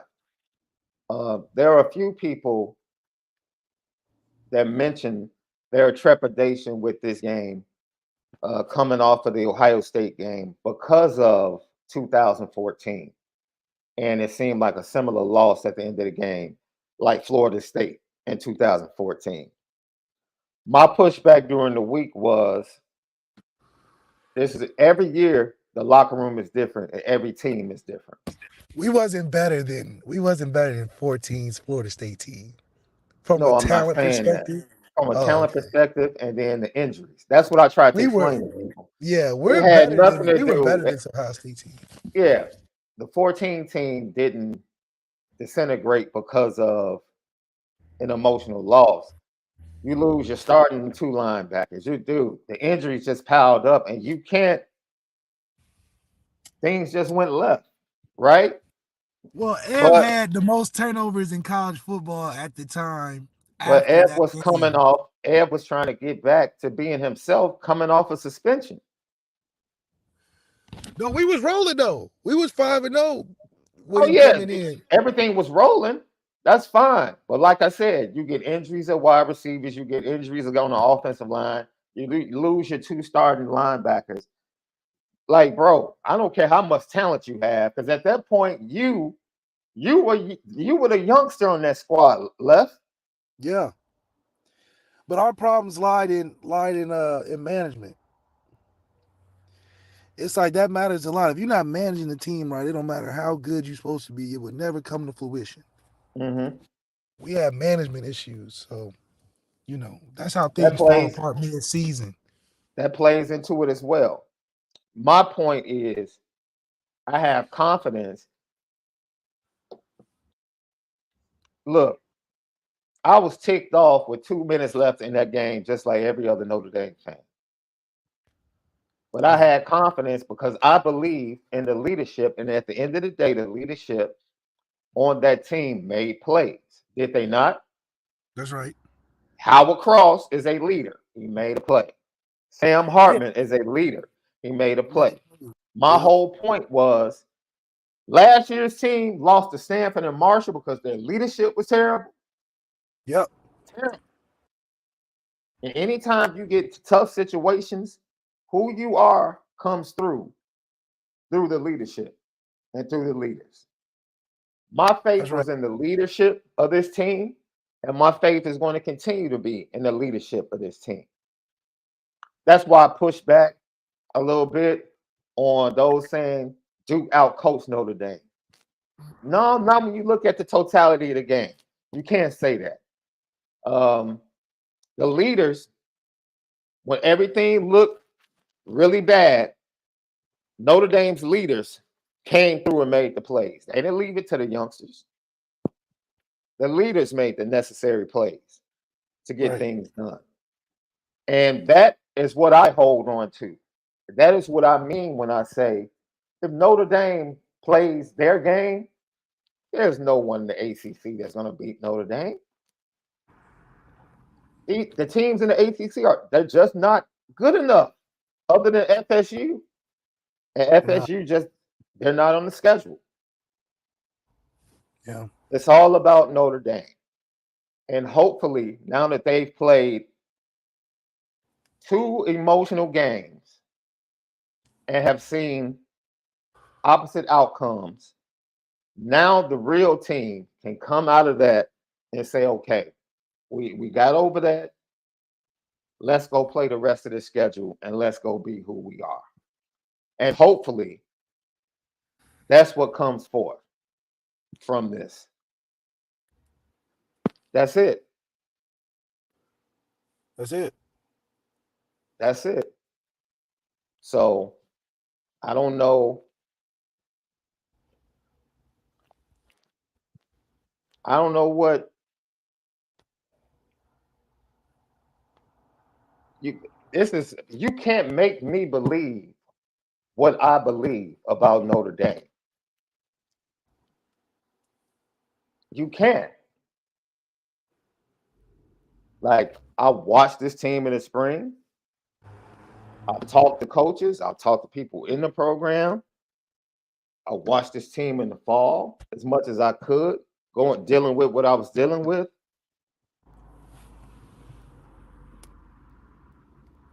That's why I was hyped 2 weeks before Ohio State. I knew what this team was capable of doing against Ohio State. That's right. I knew. I'm like, dude, lace them up. Lace them up and bring them into the stadium. I knew the type of game we were going to play against Ohio State. And that's why I definitely need Jared Parker. That's what I would say. I needed Jared Parker to show why getting Sam Hartman was the right decision. Scoring anything under 21 a game is not showing why we got Sam being the right decision. That game last week, and even the Ohio State game, was very similar or very resembling to having Tyler Buckner at quarterback from the production that we had at the position. Probably less turnovers, but same type of production, 14 points. Yeah, So I I need agree. Jared Parker to show why Sam Hartman is better than 21 points, 14 points in Mhm. games that we should be winning by 47. So yeah, the games that we had the first three, you were showing me, okay, this is what Sam Hartman does for an offense. The last two games is what you had last year from a production of the quarterback position. So that's what I'm expecting going into Louisville. We go back to averaging the points we did the first three because that's the Sam Hartman effect. Not handing the ball off to go up 14 to 11 or nothing Mhm. like that. Not having him run on 4th and 16 get a first down. That's not why we brought Sam. Mm-hmm. Hell, handing the ball off with 30 seconds in the game left to win is not why we brought Sam. Yeah, we scored on it, but if we get like a 5-yard gain, I'm calling that a stupid call. Because we got Sam Hartman. What are we handing the ball off with 30 seconds for, going in to score to win the game, handing the ball off? Why? That's what you would do with Tyler Buckner or Drew Pine. Why are we wasting so much time in the game before killing the clock? What are we killing the clock for? What do we care about time of possession for when we have a quarterback that threw for 12,000 yards and we can run the ball like we have been all game? I don't want to see Sam handing off the ball back-to-back weeks for game-winning scores. Mm-hmm. That's what I don't want to see. Because then it's like, what's the point of having Sam then? When is the Sam effect going to take place? Because I still haven't seen it. I've just seen a quarterback come into an advantageous position of being around a lot of resources and doing just enough. That's all I've seen from Sam Hartman, is a guy that's done just enough. And it's, that's something we said. Like, all this Sam for Heisman and all that stuff, like, dude, Sam Hartman has to come in and play his part for this team. And you were very clear saying Sam is not an aircraft carrier at quarterback that's going to carry a team. That's not who he is. But he's a tough son of a gun. I tell you that. He's going to compete. And he's a hell of a quarterback. Right? And we all live by different, like, whatever you choose to live by, you live by. I have no problem with that. Have always been taught, you wake up the next day, it's a new day. Be thankful for that day and take advantage of that day. In football, what are you guys taught, Left? Forget the last play. There's nothing more important than the next play. Coaches tell you all the time. Coaches that win championships. Kirby Smart said it on the field after the game against Auburn. Last year's team don't mean nothing this year. Nothing. It's a whole new locker room, a whole new confidence that has to be built, and we have to put in the work to do it. Period. That's it. After 2 games last year, we knew Notre Dame was in trouble from a leadership standpoint. After 2 games, it was apparent. And if people really knew the stuff that happened last year, the fact that they were able to get to a bowl game and beat South Carolina was a huge accomplishment. The fact that they were able to smack Clemson the way they smacked them was a huge accomplishment. Huge. And I wasn't like Brian Driscoll. Brian Driscoll all offseason was like, yo, I think they got a chance to win a national championship. And I'm like, I don't know. Because I was still worried about the front 7 on defense and the linebackers. That's right.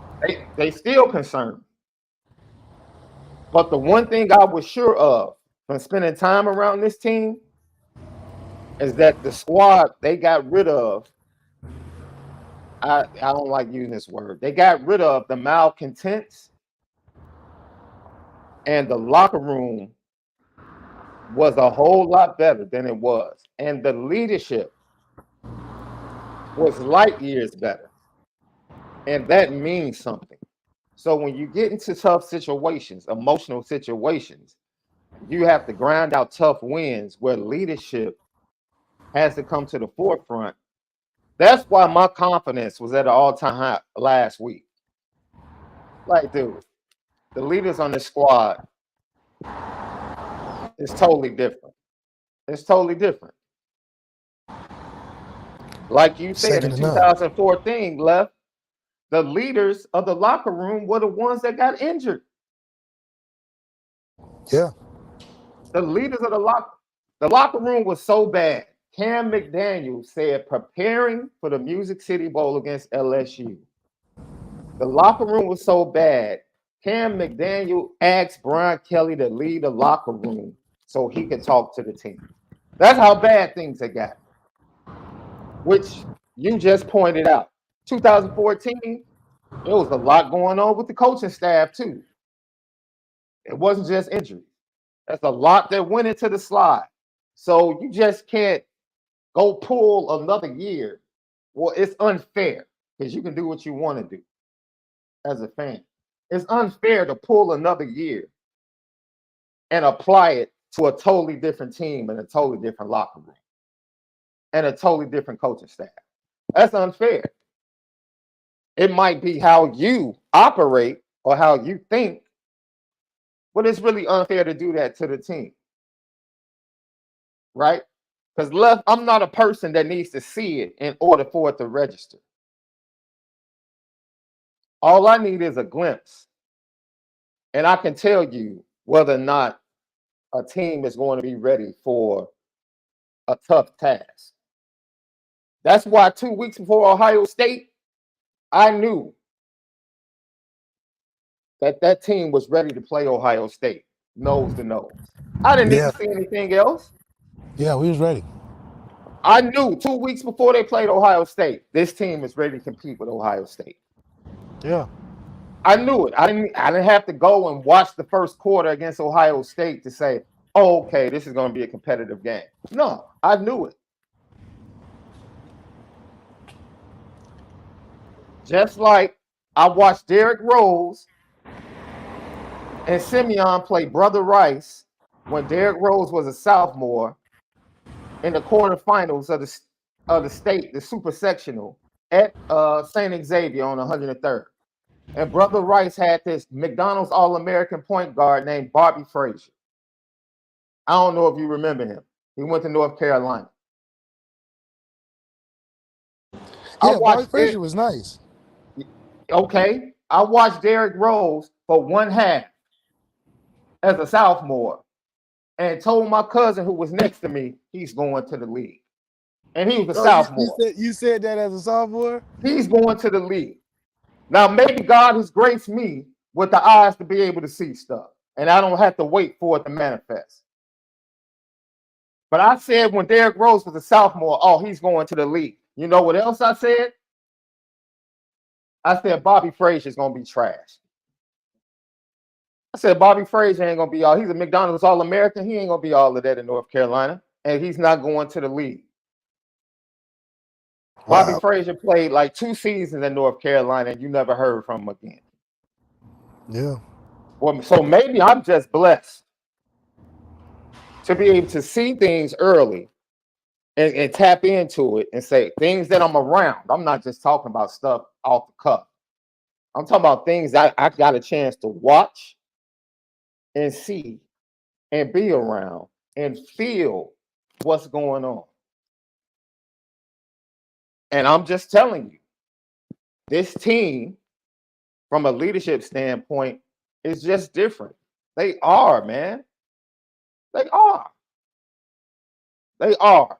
And if those are the 2 toughest things, if they just went through the 2 toughest weeks, which I think they did, I think that what they just went through will be the toughest part of the season that they have to endure. The toughest stretch. Just emotionally. Like, it doesn't get any tougher Yeah. than that. I think, let me tell you something. I'm not Well, the telling you season who's was going riding on the last week before. I'm not telling you who's going to win the game. But I think this team is going to be so happy when they get to USC. I think they are so disappointed in the Ohio State game that Duke and Louisville and just trying to get back to where they were, it is really an inner battle for them. It's really not about the opponent.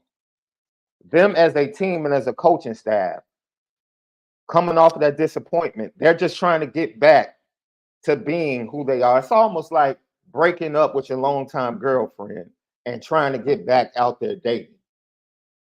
It's like you don't feel like it. You're just going through the separation anxiety. You're going through not having that person in your life, and your friends are trying to get you to go to parties. They're trying to snap you back into place, and it's tough.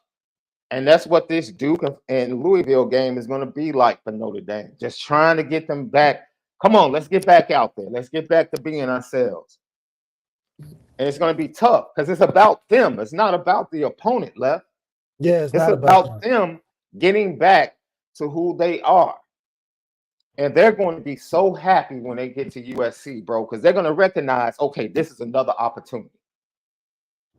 Yeah, we'll This is definitely this be is more in. another big opportunity for us. They're going to be Definitely so more. happy when they get to USC. I think they're going to play really one of their best games of the year against USC. Will it be enough? We'll see. But I think what they're going through, they're equipped to come out of it because their leadership is really good. And let's be honest, for the most part, this coaching staff has done a really good job with this team this year, man. Notre Dame does not have overwhelming depth and talent. Notre Dame isn't stacked like Georgia now. Like they got talent, but we're not talking about a Notre Dame team that's just stacked. They don't have a quarterback that can carry you and take over games. That's not what they had. And like I said, initially, I would probably agree. Like, yo, they did get out coached.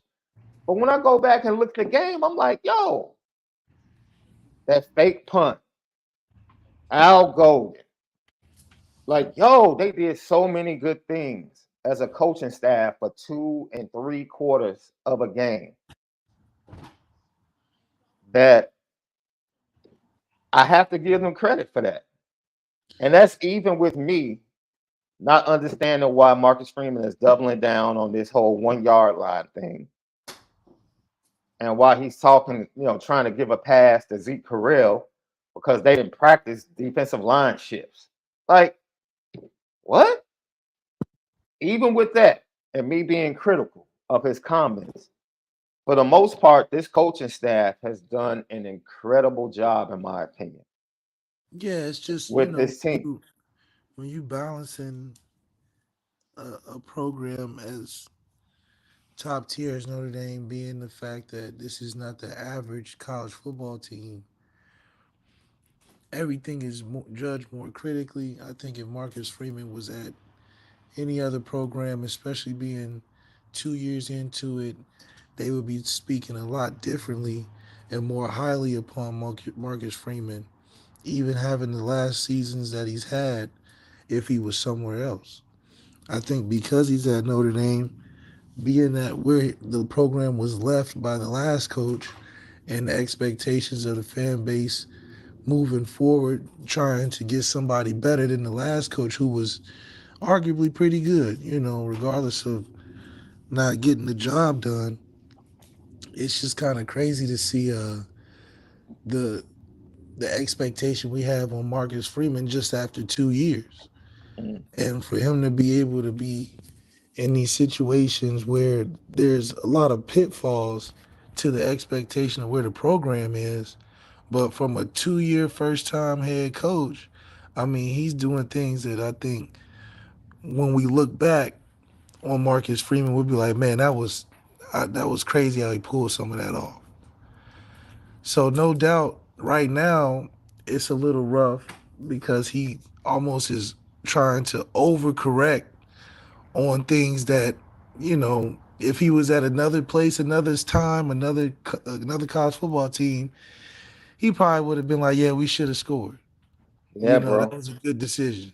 But because Notre Dame is just so detailed and picky and petty and Looking at everything, he's trying to cover all the bases and go over it a couple times, make sure he is saying and doing the right thing. So I do think that this coaching staff he's put together through the amount of different changes that's taken place in just 1 year, Yeah. and not only that, but to be doing all of this, to be doing all of this, and then having those changes, having those blockades, and then still being expected to beat Ohio State and to go, 11-1 or undefeated, and to even still be in the running for that, I think it's just explanatory, and probably can't find that too many places. So I Yeah. definitely think that from him to be able to lose your offensive court, well, to be a defensive coach, first year head coach at a major program, to be given an offensive coordinator with more duties than a regular offensive coordinator, to have him run rampant and say, I'm not going to get a QB coach, I'm going to run all this by myself, you can't tell me no different. Take on different meetings from other schools during this same time. As you're trying to put together a staff, as you're trying to recruit for the first time, being a lead head coach, trying to figure out what you can and can't do.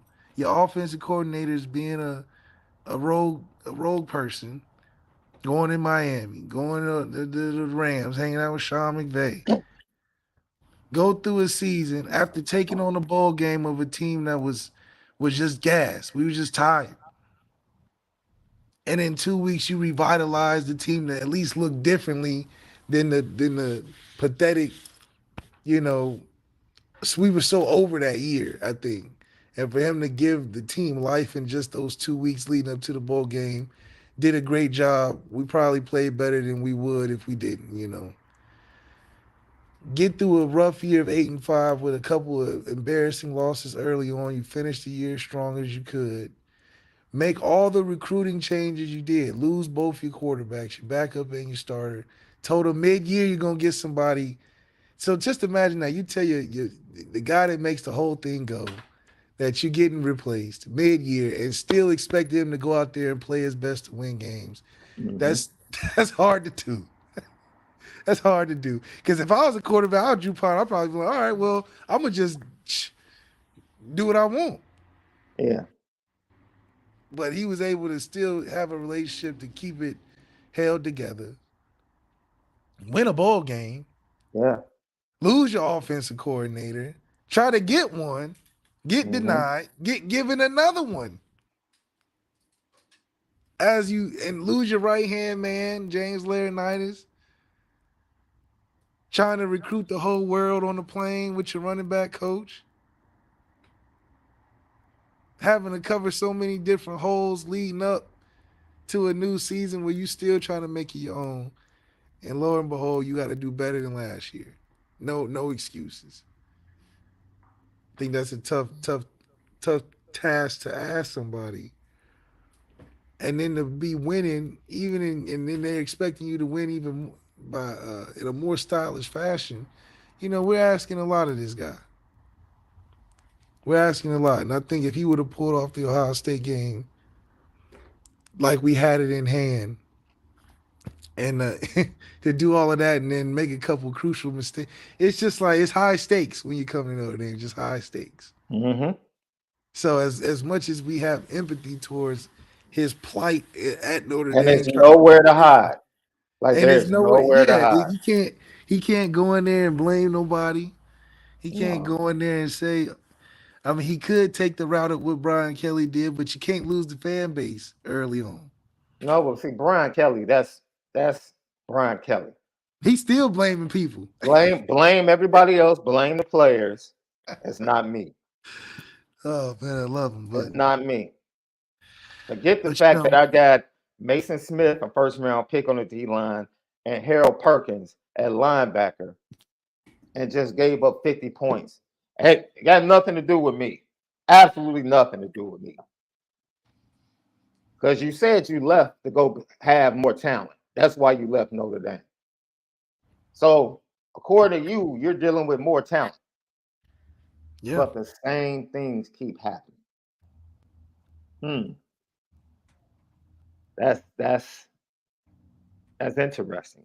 If you guys did not watch Mike Elko's press conference after the game, I think it's about 8 minutes. It was really short.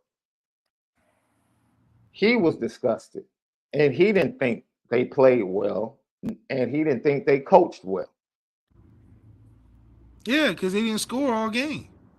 I mean, that's like we should be listening to the opposing coach and his sentiments after the game because I promise you they are in line with one He what we say, but he was two capping. the He was truth. capping a little bit. He was capping a little bit too, because he tried to make it seem like he was like, "Yeah, we made an adjustment to try to run the ball at halftime, and it was tough in the first half because they had eight in the box a lot." And I'm like, "Wait a minute, fam. Oh yeah, Notre Dame was man to man on y'all across the board when you spread it out. Notre Dame might have had eight in the box a few times on a few it was blitzes. still a light box because we were trying Yeah, to stop the like pass. We wasn't worried about you running all day. it's You like, had to bro, go to the run because that ended up being your most successful towards the end was the quarterback run, but that wasn't the game plan going yeah. into. I'm like, come on, fam. Like you capping a little bit. Don't try to make your squad look better. Notre Dame shut you down. Just Al Golden had you shut down and had your because I think Riley Leonard was under 50% completions for a long time. Yeah.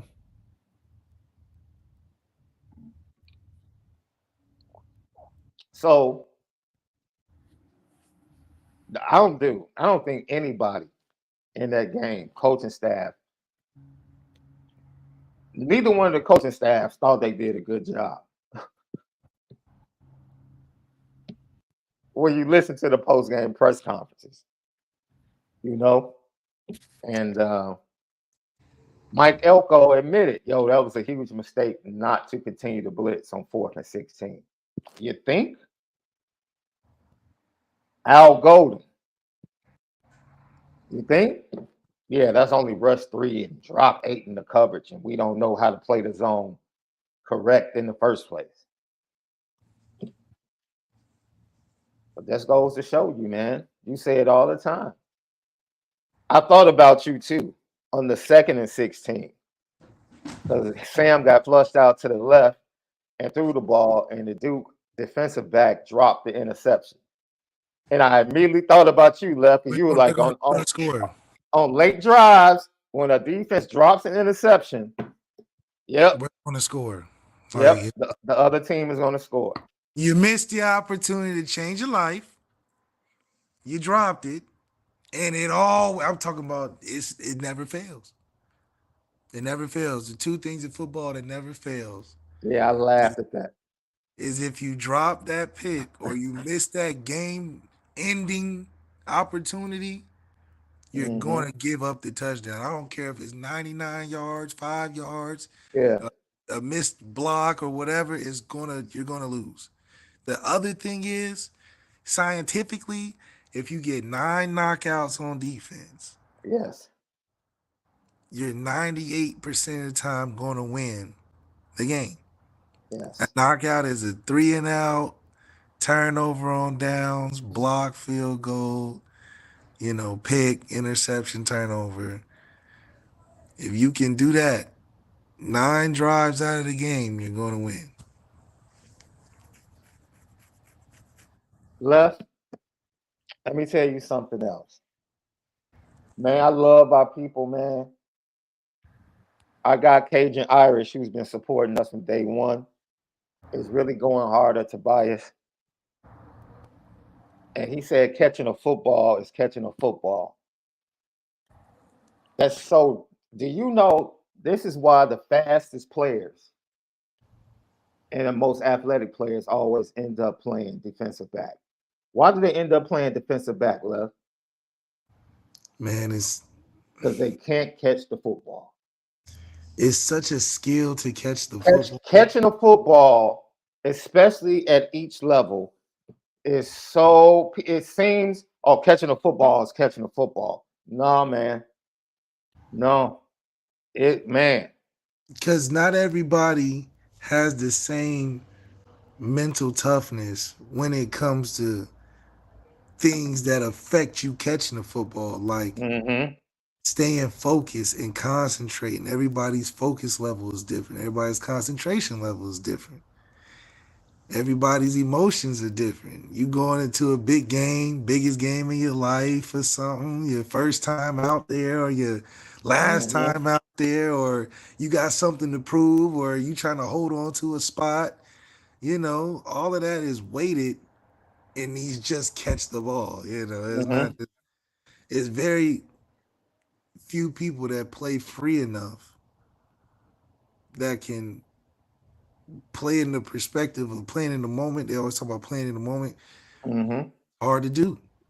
And then you add the fact that you got a guy draped over you. You got to know where you're in bounds of. It's just a lot of factors. And then it happens so quick. Like when Tobias pushed off, because that's such an unnatural thing for him. As soon as he pushed off, the ball hitting you in the chest. It's like a reaction thing. So if you're not mentally focused, or you haven't had those mental reps, or even reps Mm-hmm. doing that, it looks embarrassing because the camera can be slowed down. So you see that the ball come slow motion, make you look crazy, hit you all in the face and the chest. But in real life, when it's not slowed down 1,000 frames per second, Mm-hmm. it's like that and it's over, and you're just like, oh my God. It happens too quick for the average person to understand. So I think hitting the baseball is harder, or probably the hardest thing, because I can only imagine you can see a football, you can't see no baseball. Look, let me tap in. I played center field in high school and up into college, but I platooned. I platooned with my guy, my Right. boy Noah. Me and Noah, we're still tight to this day. I'm gonna have to hit the links with him real soon. Yep. Me and my boy Noah, we're still tight to this day. Noah. Yeah, when Noah would pitch, or if he wasn't in the lineup, because Noah really didn't. He couldn't hit. He hit at the bottom of the lineup, and I led off. So I spent Just to most tell of you my the time. difference. I spent most of my time in center field, but Noah was a tad bit faster than me. So anytime Noah played and he didn't pitch, Noah would play center field, and I would end up playing left field. Trust me, the ball off the bat is totally different in center field than it is playing left field. Really? See, in center field, the ball's coming straight at you, and you can pretty much see before you can see by the swing where the ball is going, so you can anticipate in center field. Okay. Left field, if you have a left hand hitter and they hit the ball, that ball more than likely is going to tail towards the line. Oh, okay. Okay. You understand what I'm saying? Okay, that makes It's going sense. to tail, so that's a totally different thing than being in center field. And I'm just telling you, man, it's like people might say like a major league pop up is easy to catch. All right, try to catch one. Oh yeah, absolutely not. I feel like because the pop up regular is hard, It's or those ones that skip off the ground. Oh man, yo. I know that's terrible. So I look, because I understand, because I would probably make a comment like that as a fan, but just like you're right, that's a lot, left. That's a lot. Like when you see Jamar Chase and Justin Jefferson make these Stephon Diggs make these hand catches, hey, that's a lot of time on the jug machine. Yeah, A but also lot of time. them gloves is kind of nice now. Them gloves getting better. Now you still gotta have an enormous amount of talent and focus to You do have it to. You have in to, real dude, because there's a life. lot But of dudes. It's a lot of dudes that end up being great defensive backs that wanted to be wide receivers when they were younger.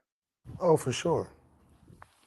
But Because eventually it gets to a point where, yo, you can't catch. We're gonna have to switch you over to defense.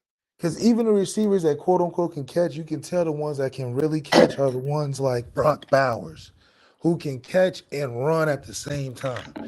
Mm, Most receivers that you watch in college football catch anything over 10 yards, they catch it and fall into the ground.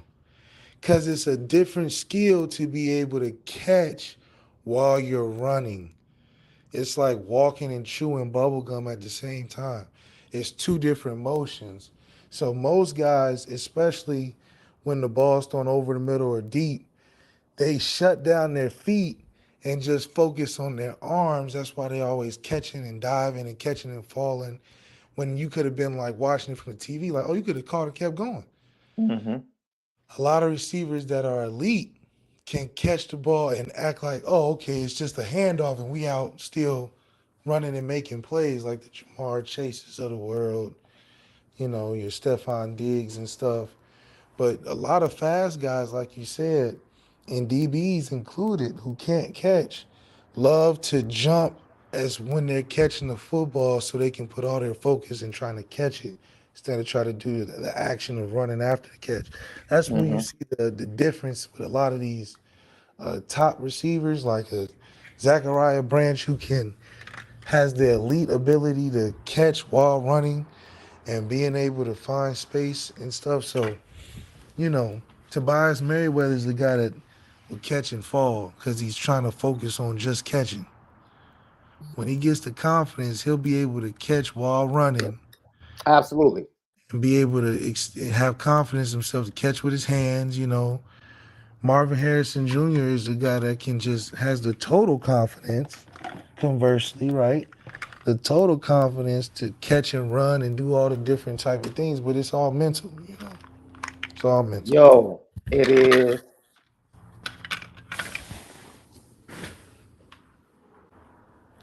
I'm telling you, man, playing wide receiver and the ones that are elite at it, it's a special thing. And appreciate it, sports fans. Just it's certain things to appreciate, right? Um, People that can hit over 300 when they consistently see 95, that's special. Like Damn. take it from me. That's special. You said consistently? Major League Baseball players that can consistently hit over 300, seeing 95 to 97 and breaking balls, please appreciate what you see. Now, Because who's somebody that that's like Mookie special. Betts or something that somebody do that? What Mookie does is at Ronald Acuna, Mookie Betts, Luis Ariz from the Marlins. That dude has been hitting like 330, 340. He was hitting 400 at some point this season. Like dudes that can do that year after year, that's that's special. Like, man, people here that Tony Gwynn, thank you. Tony Gwynn, bro, used to hit 350 like every year, like it was clockwork. Like Tony Gwynn and George Brett, oh my God. You just do. They're going to hit 330 at minimum. That's a bad year. 330. Kirby Puckett in his prime from Chicago. 330 for Minnesota. Like, dude, that's special, left. That's special, man. That's not anything to sneeze at. And I Okay, know as sports okay. fans, sometimes we normalize what we watch. Because I It don't be we knowing how special a three man, is. I know that. Wade Boggs, Don Mattingly, bro. When you get a cat that's Frank Thomas, Frank Thomas first 7 years, not Frank Thomas from the time he came into the league as a rookie left, his first 7 seasons stack up with 3 other players, bro, in the history of Major League Baseball. Is him, is Willie Mays, is Mickey Mantle, and I forget who the other person is. Like That's it. For 7 straight years, as soon as he stepped foot in Major League Baseball. Was just crushing it. That's special, bro. Now That is that doesn't now what do you happen. attribute? Now what do you attribute? Is that like a hand-eye thing, or he just know how to time things right? That's they've been touched by God, left. Oh, okay. It's like that type of Yeah, special. Like you can't that's train. it, man. Okay, That's okay, it. okay. Like you are watching something special, and we as fans, like we say, what we watch. I'll say this: what we've watched from an offensive line standpoint at Notre Dame the last decade is special. Yes. We as fans, we just normalize it because we're just used to the Notre Dame offensive line being good. We're used to putting no offensive linemen in the first round. And we're used to the offensive lineman from Notre Dame going to the NFL and actually being good. We're used to it. So, like having Joe Alden, Blake Fisher right now is like, that's nothing. Man, do you understand how good Joe Alt is? Notre Dame fans, what he does is special. It's special, man.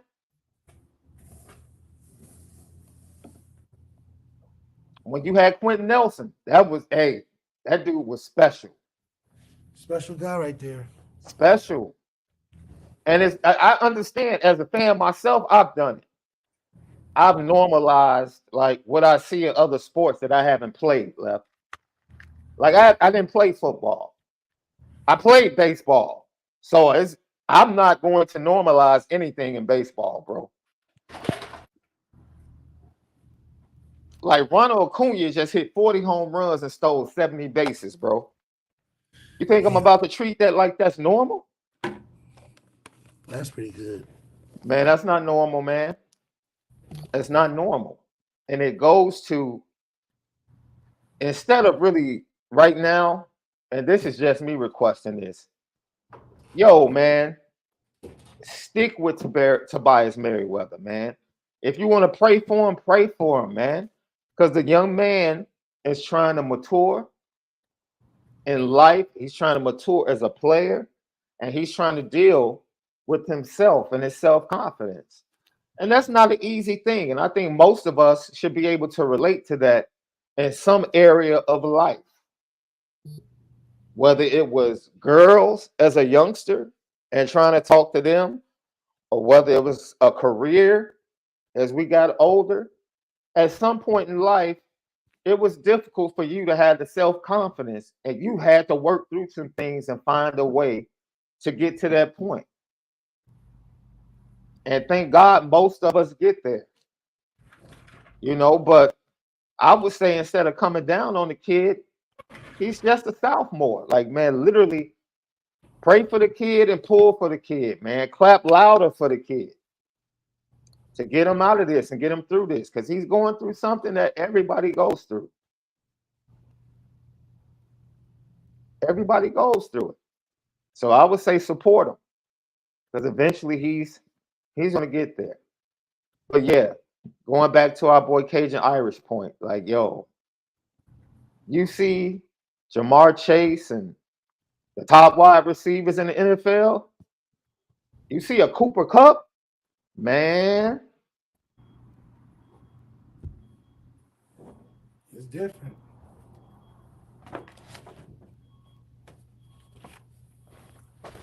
It's definitely different. It's no joke, Left. Yeah. Like, it's special. It's special. Left will tell you the quarterback position is playing that position, bro. I couldn't even imagine players going past my eyes as fast as they go past. I can't even imagine that, bro. And I have to figure out who to throw to. It definitely is especially as you rise through the levels, it happens so fast, but it's one of those things where it's truly about your confidence and your own ability, man. I think it's almost like magic sometimes because, you watch the all 22 copy of some guys where they Mm-hmm. make some throws and you like, how did you do that? how did you know what I mean? It's beautiful. You see they throw it in holes and you like the guy ain't even there yet. Hmm. You watching the tape like who is he throwing to? And then dude just pop up. That is a pure confidence thing, combined with just knowing the game, man. And that's what makes the game so great is that you have to be like you can't cheat it. You know what I mean? Like your talent cannot cheat the game, Yes. especially as you get into the more advanced levels because you have to really know what you're doing, man. You can't rely on strictly talent because the game is too tough. You know what I mean? And it's sad to see some guys that don't understand that. Man, let me tell you something, Left. We finished our show last night. I don't know if it was me as a fan or just a human being. I was really happy to see Wilson have success with the Jets last night. For real? Like I was happy. I'm like, oh man, that's a nice. I was because though I don't look, man. We sit here and we talk and analyze what happens. I don't want players to be a bust, bro. I thought drafting Mitch Trubisky was the dumbest thing the Bears have ever done. But why though? But I didn't want him to be a bust. I still Wait a wanted the minute. Bears to have a squad. Wait a minute. Why did you know it was a bad decision? Me? Yes. Oh, because I had just watched the Shaun against Alabama 2 straight years, Right, bro. wait, wait, wait, wait. No, you knew it was a bad decision Yeah. because he wasn't that good. Not I didn't because think, no, no, no, no, no, no. I'm not going to say that. I'm gonna be honest about my feelings at that point in time. Because I don't want to speak from a futuristic standpoint of watching him play up until today. No, no, at that point in time, it was pretty simple for me. Pat was better, Deshaun was better. That was it. At that point in time, it was like, come on, man. I just watched Deshaun put up almost 1,000 yards combined against Alabama in 2 games. Like, we're taking this dude. It was really that simple for me. you knew by just eye test alone. Yeah, but see, I can't say that because I really didn't lay my eyes on Mitch Trubisky that much in college. I didn't even give him a thought. I wasn't stopping on a North Carolina game. You know why? Because he wasn't that good, Sean. It's okay. It's okay to acknowledge the fact that the man wasn't good. That's why you had no thought of But him to being say able my point to. is, I could not conclusively say he wasn't good because I didn't have evaluation, and I'm not going to do that. I'm not going to make a statement, and I didn't make a statement at that point in time. That's why even though they drafted him, I was pulling for the Bears. Just because the Bears still had Akeem Hicks, Khalil Mack. They still had a squad. So I'm like, all right, all this kid has to do is come in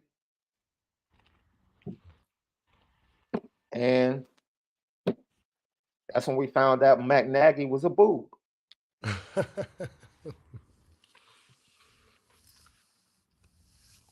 I think it's funny because I think sometimes we're too non-honest about the truth. I'm watching North Carolina games because of Drake May. Right, right, right, right, right, right, right, right, right. I'm watching the replay because I missed it Saturday night. I'm watching the replay of Arizona and Washington yesterday Exactly. Because the because guys Michael that are Penix, good, I'm going to check absolutely, in with. It's a natural yeah, thing. Nobody was hmm checking in the Mitch Trubisky games, nor they was checking in the Zach Wilson games. I don't care what they was talking about. I wasn't checking for them games. But when Trevor played, I checked in. hmm It's no different than what all these people are going to Colorado for all of a sudden. They know what's going on because they know what's good. They know what's going to happen. So I don't feel bad for Zach Wilson Now because this, he shouldn't be there. yeah, And is he's only in a position where this is what happens when you're in a place you shouldn't be.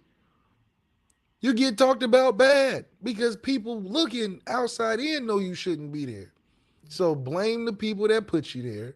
Yeah, They should be the ones taking the criticism, not Zach Wilson. Because it ain't that you should be a Ian Book level quarterback just floating around, yeah. being a backup, getting a shot in preseason here and there, and then making money and move on. That's where he should be. That's fair. Let me ask you a question. Two parts. Is Sam Hartman somebody you would stop the TV to watch? And can Notre Dame ever have a quarterback that's bigger than Notre Dame? Because we all know people turn to watch Notre Dame anyway. No to People Sam. watch people watch Notre Dame anyway. So that's two-part question. Do people stop to watch Sam Hartman? And can Notre Dame ever have a quarterback that's bigger than Notre Dame? To whereas people are like, yo, I'm watching him. Like I know he plays for Notre Dame, but he's the reason I'm really watching this game. To your first part, no. Sam threw for 12,000 yards, one of the best ACC quarterbacks ever, and I never Mhm. heard about him until he was in the transfer portal for Notre Dame. So I don't think Sam is must-watch TV. I think Sam's great for filling in the blank, but the sentence was already built. That's the difference. He was just the word that you needed to make the sentence make sense, but the sentence was already built.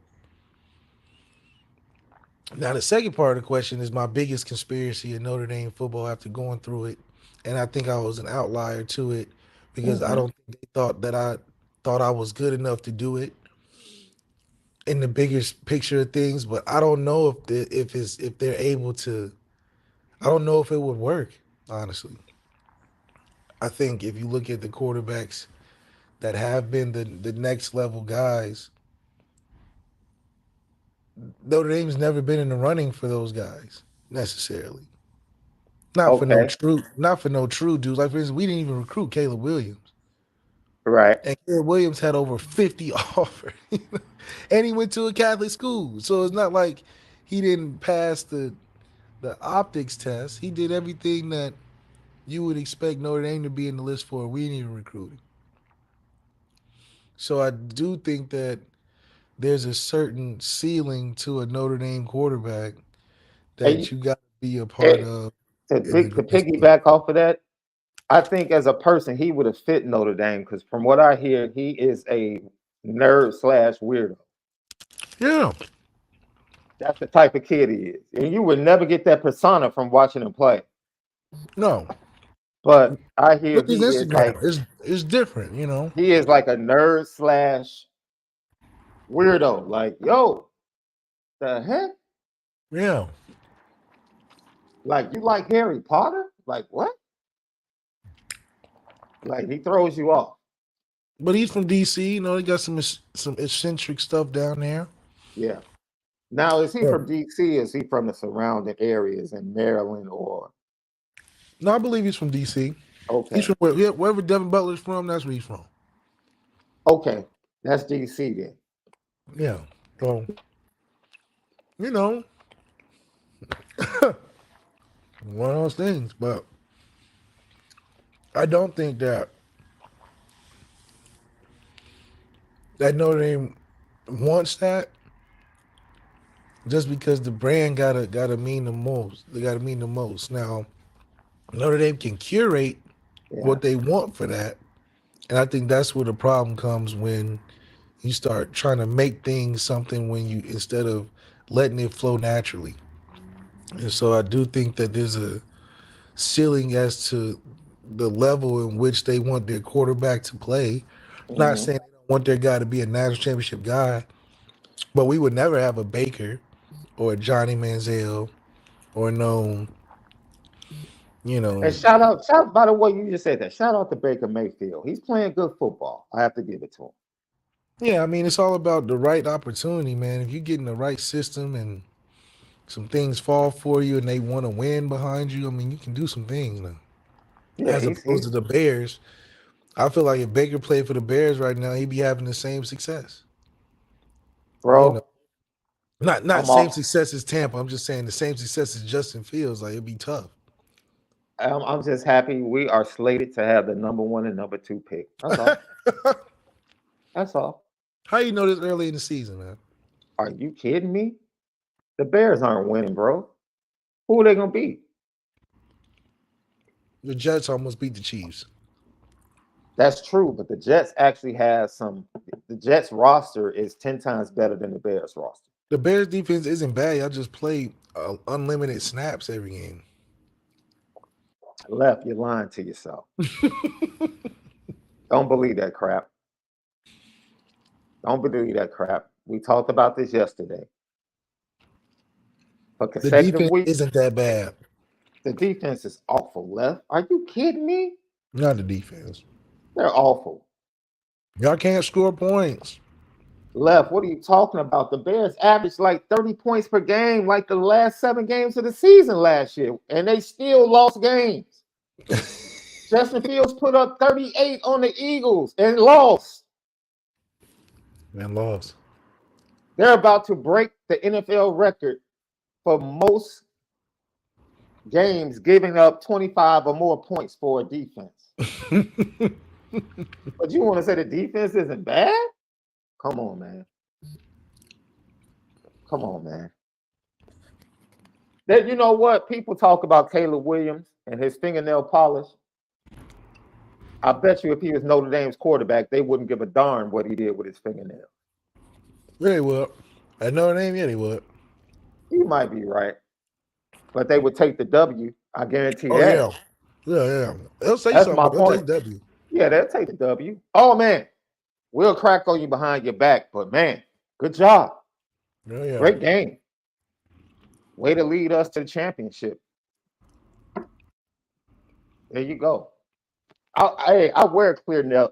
I put on clear nail polish every time I get my nails done. So I guess you could label me a weirdo if you want to. Hold on. It would only I be weird if you. I prefer the clear over the buff. Okay. That's me personally.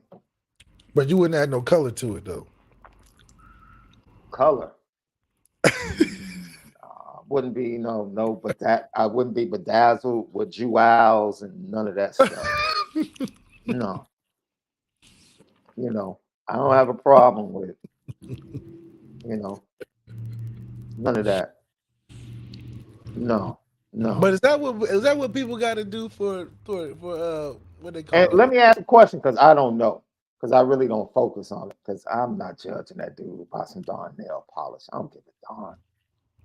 Other people got to do to stand out these days. Most people in their life have something really weird that if they let it out the closet, most people would judge it. Let's I keep don't it know, real. man. I don't know. I know Left is something weird about you, bro. That if you let the world know, they would judge you. Stop. Well, but what? I don't know. I don't know what it would be. It ain't that many things in the world that's weird. That is that weird where people will really look at you funny. Like for instance, if somebody was eating foam cushions, Yes, in their spare time, everybody in the world would think that's weird. I'll. You know what? I'll embarrass myself.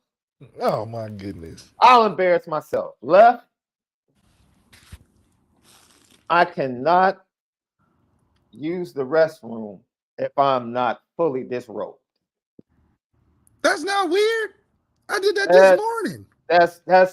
That's weird, bro. My family. When I tell you my family, man, they get at me about that. Like, bro, you had to take everything off, fam. Yeah, I mean, what's the? I'm like, yeah, man, I can't. So like the airport. Yeah. Fully disrobed.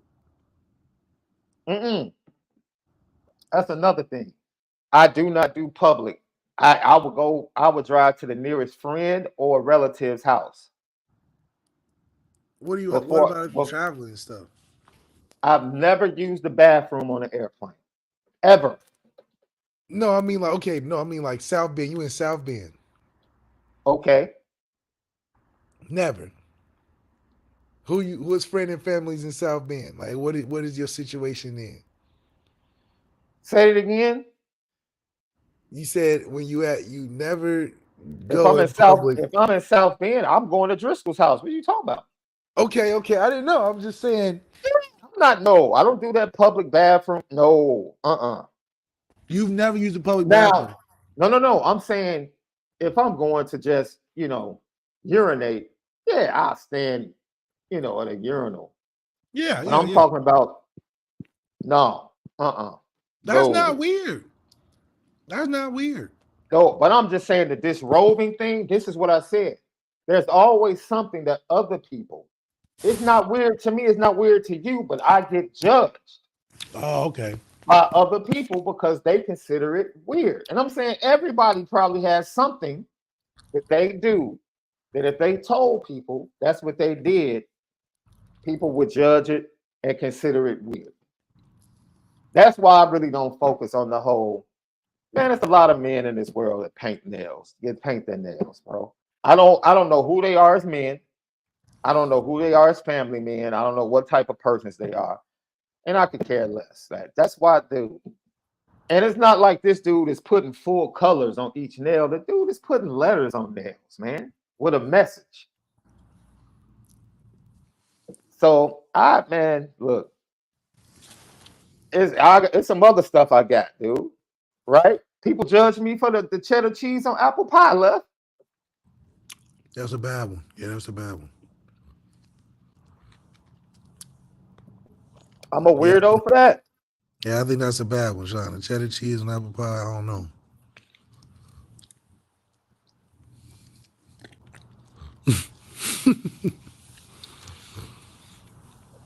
So man, see, somebody's judging me already, saying that's gross.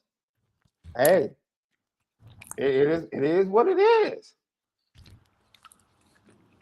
I don't know what to tell you. It's a great combination.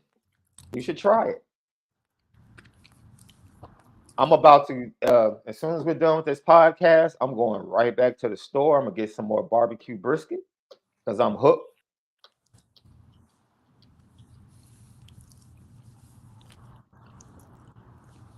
Left, you got some weird. I see you posting some stuff on Facebook. You have some very weird taste buds, my brother. I would love to review them. I'm just saying, you have some very interesting taste buds. I would definitely love to find out which ones. You're stupid, man. Because we could debate that for sure. Oh, it's South Bend. I wouldn't even have to go to Driscoll's. I got a childhood friend named Mario Dunlap who actually watches our podcast and lives there. Him and his family. We grew up in the same church. So I would hit up Mario. Like, yo, I'm on the way to the crib. I'm telling you, bro. My younger brother's the same way. My younger brother will actually, he's really bad. He used to leave his girlfriend's house, which is like 10 minutes from me, to come use my bathroom. Because he didn't want to do that in her house while they were like getting to know each other. He didn't want her to walk in and smell that. And for a long time, he would literally leave her crib, come to my house, use the bathroom, and go back. I said, you want to stink up my crib, but you don't want to stink up her crib. Thanks a lot, bro. Thanks a lot, bro. Makes a lot of sense. Thanks a lot, bro. Me and my wife, the missus, we appreciate it.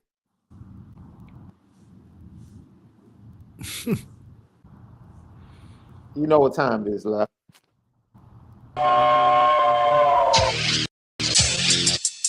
Petticoat, petticoat, petticoat, Junction. It's time to get petty. Oh, we did a good job executing. Are you upset with something? And fire up the Petticoat Junction train. I just don't like you. You don't? No. What is today's petty historic Petty Junction?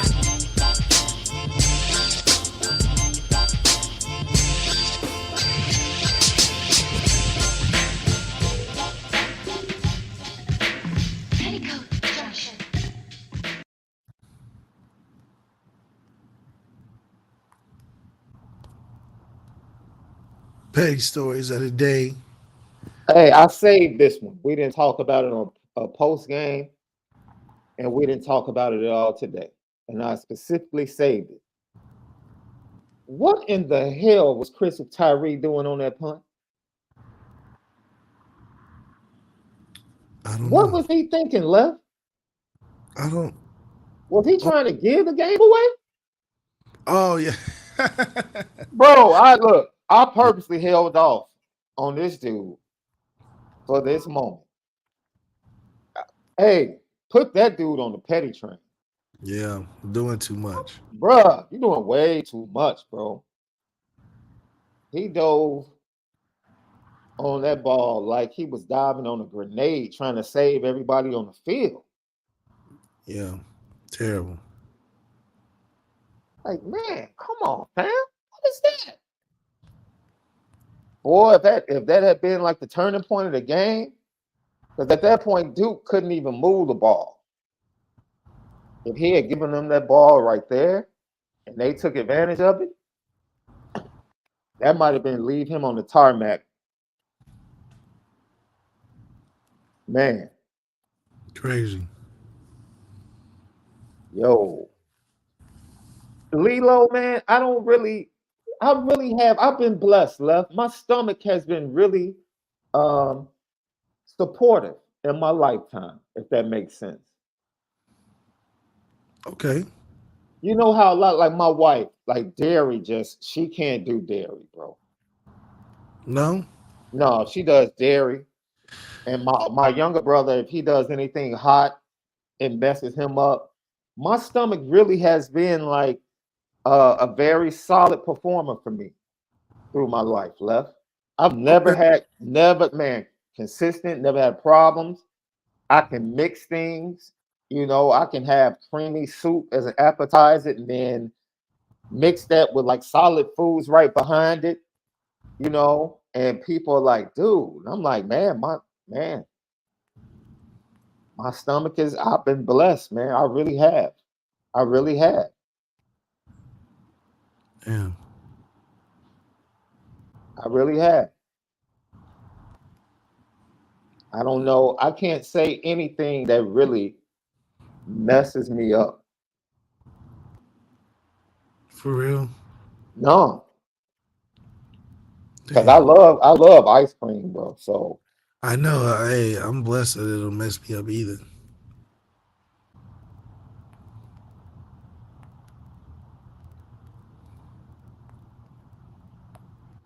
the only thing that messed me up is when I found out as a teenager what my grandmother had been feeding me.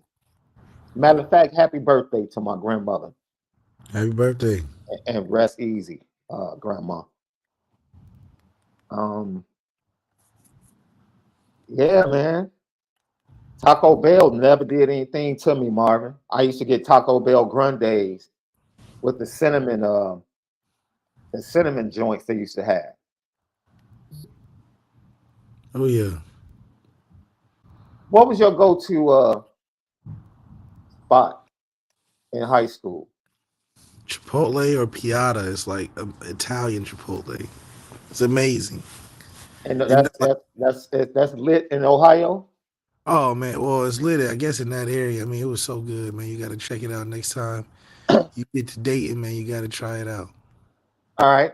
Like my go-to was Pizza Hut. Mm. Pizza Hut. It was really popping back in the day.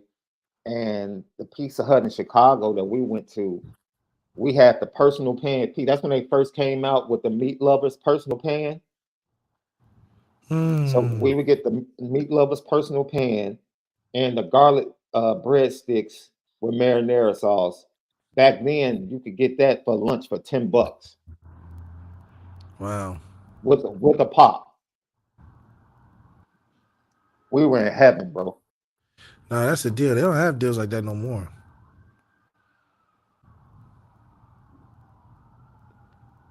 Man, personal pan pizza from Pizza Hut right now, I think it's like $12 left. It's bananas. It ain't the same no more, man. It ain't the I same. used to love Whoppers back in the day. I never forget the Burger King on Green Street down in Champaign had a special after the parties. We would leave the party, go to Burger King, and we would get 2 Whoppers for $3. Damn. I think a Whopper right now by itself is like $4.50. Yeah, they don't even have dollar menus no more. That used to be Nah, the Wendy's dollar menu was fire. Oh yeah, super fire. Or didn't they have something a 4 for $40 you used to be able to get? Can't even get that no more. It's like $6. Man, McDonald's needs to bring back that strawberry lemonade though, that frozen joint. Oh, and the snack wraps. You know, hey, Dunkin' Donuts has some really good breakfast snack wraps, bro. I'm gonna go today. I'm gonna go tomorrow. My daughter used to get them like every morning. I would drop off at school and we had to go by Dunkin' Donuts, and she would get 2. She would get the turkey sausage and egg joint, I had to get that. and they were like, man, she would get 2 of them. I'd be like, all right, I'm good. Lucky Lefty podcast. We dig into Louisville tomorrow, and don't forget. Well, I can't say don't forget because we didn't mention it. I was supposed to mention it. Notre Dame has been suffering some soft tissue injuries, and Cam McDaniel is concerned. So Cam is going to join us on tomorrow's show to discuss the departure of Matt Bayless, the new strength and conditioning coach, and what's going on at Notre Dame to make sure that they stay a little bit healthier as a program. So he'll join us tomorrow. We'll talk Louisville a little bit more and maybe a couple more things from Marcus Freeman's press conference. So have a fantastic day. But most of all, you already know, Left, you gotta spin it different. Different. All right.